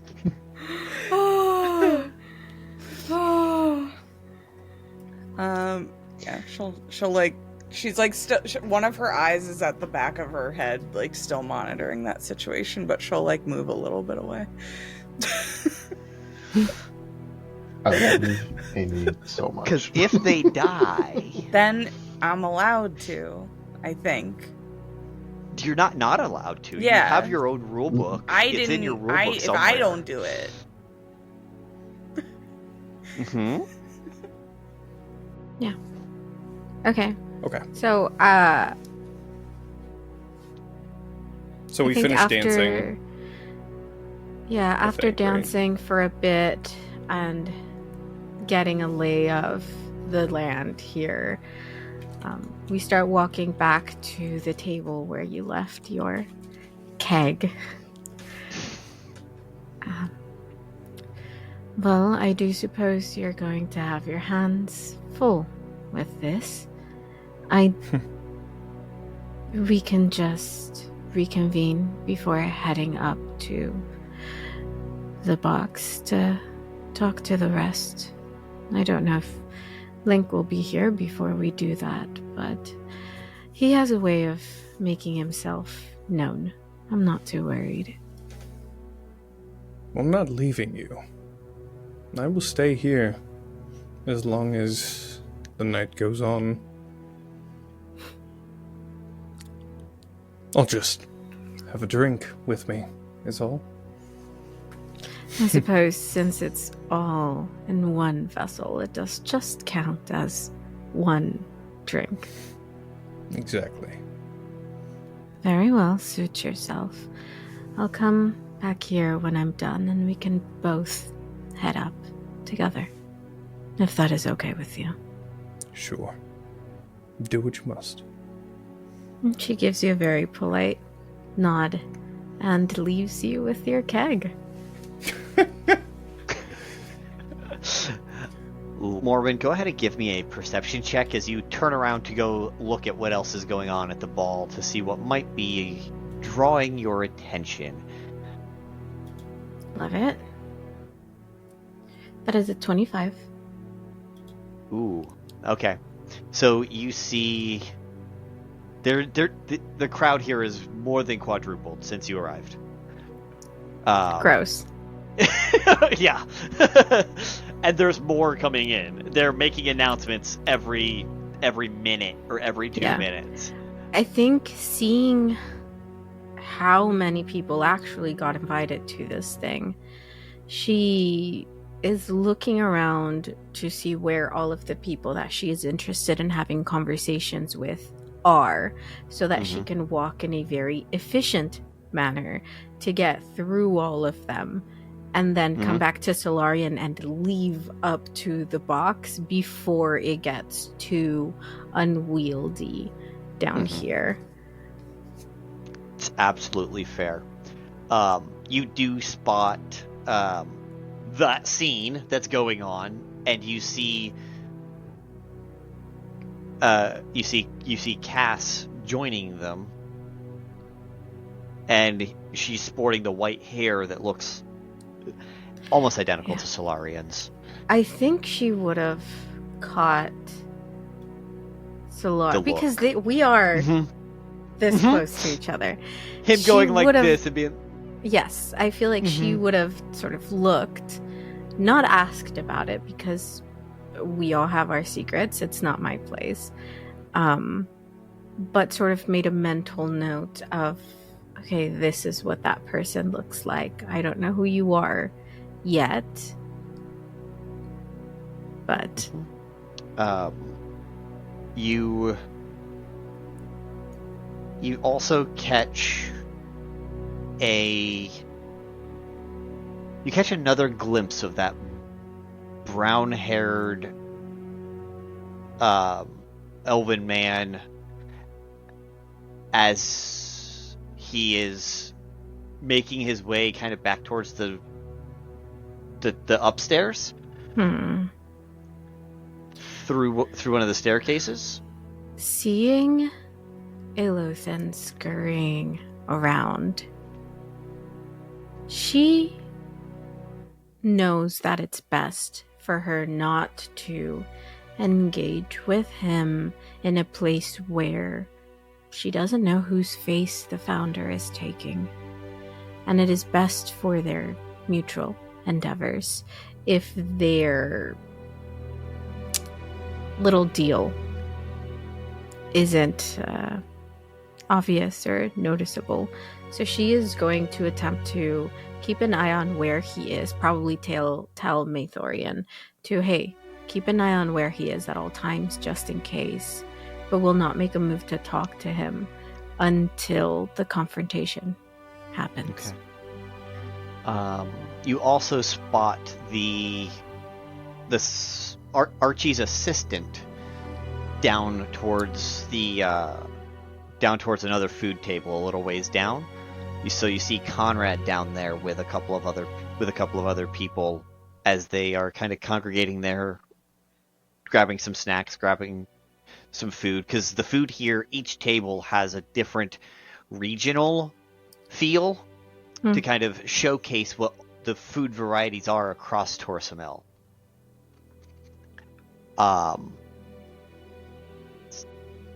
And a red-haired elven gentleman in a purple suit with bronze accents and a strand of white hair. Not like a strand, but a batch of white hair that comes down in front of his nose just a little bit. Tries to brush that back. It pops down and says, "May I have this dance, Lady Morwen?" Is it who I think it is, Eric? Because I'm about to punch him in the face in front of everyone.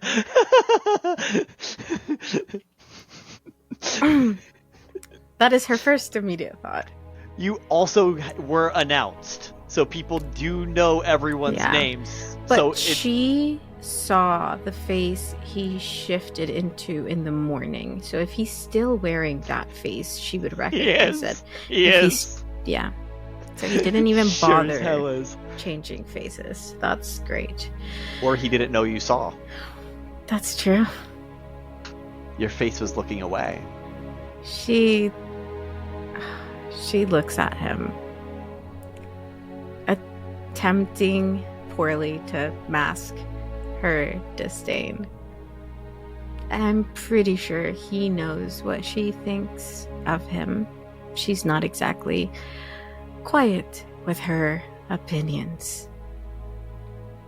But though her first instinct is to not let him touch her at all, she is always ruled by her brain that tells her this, like everything else, is an opportunity.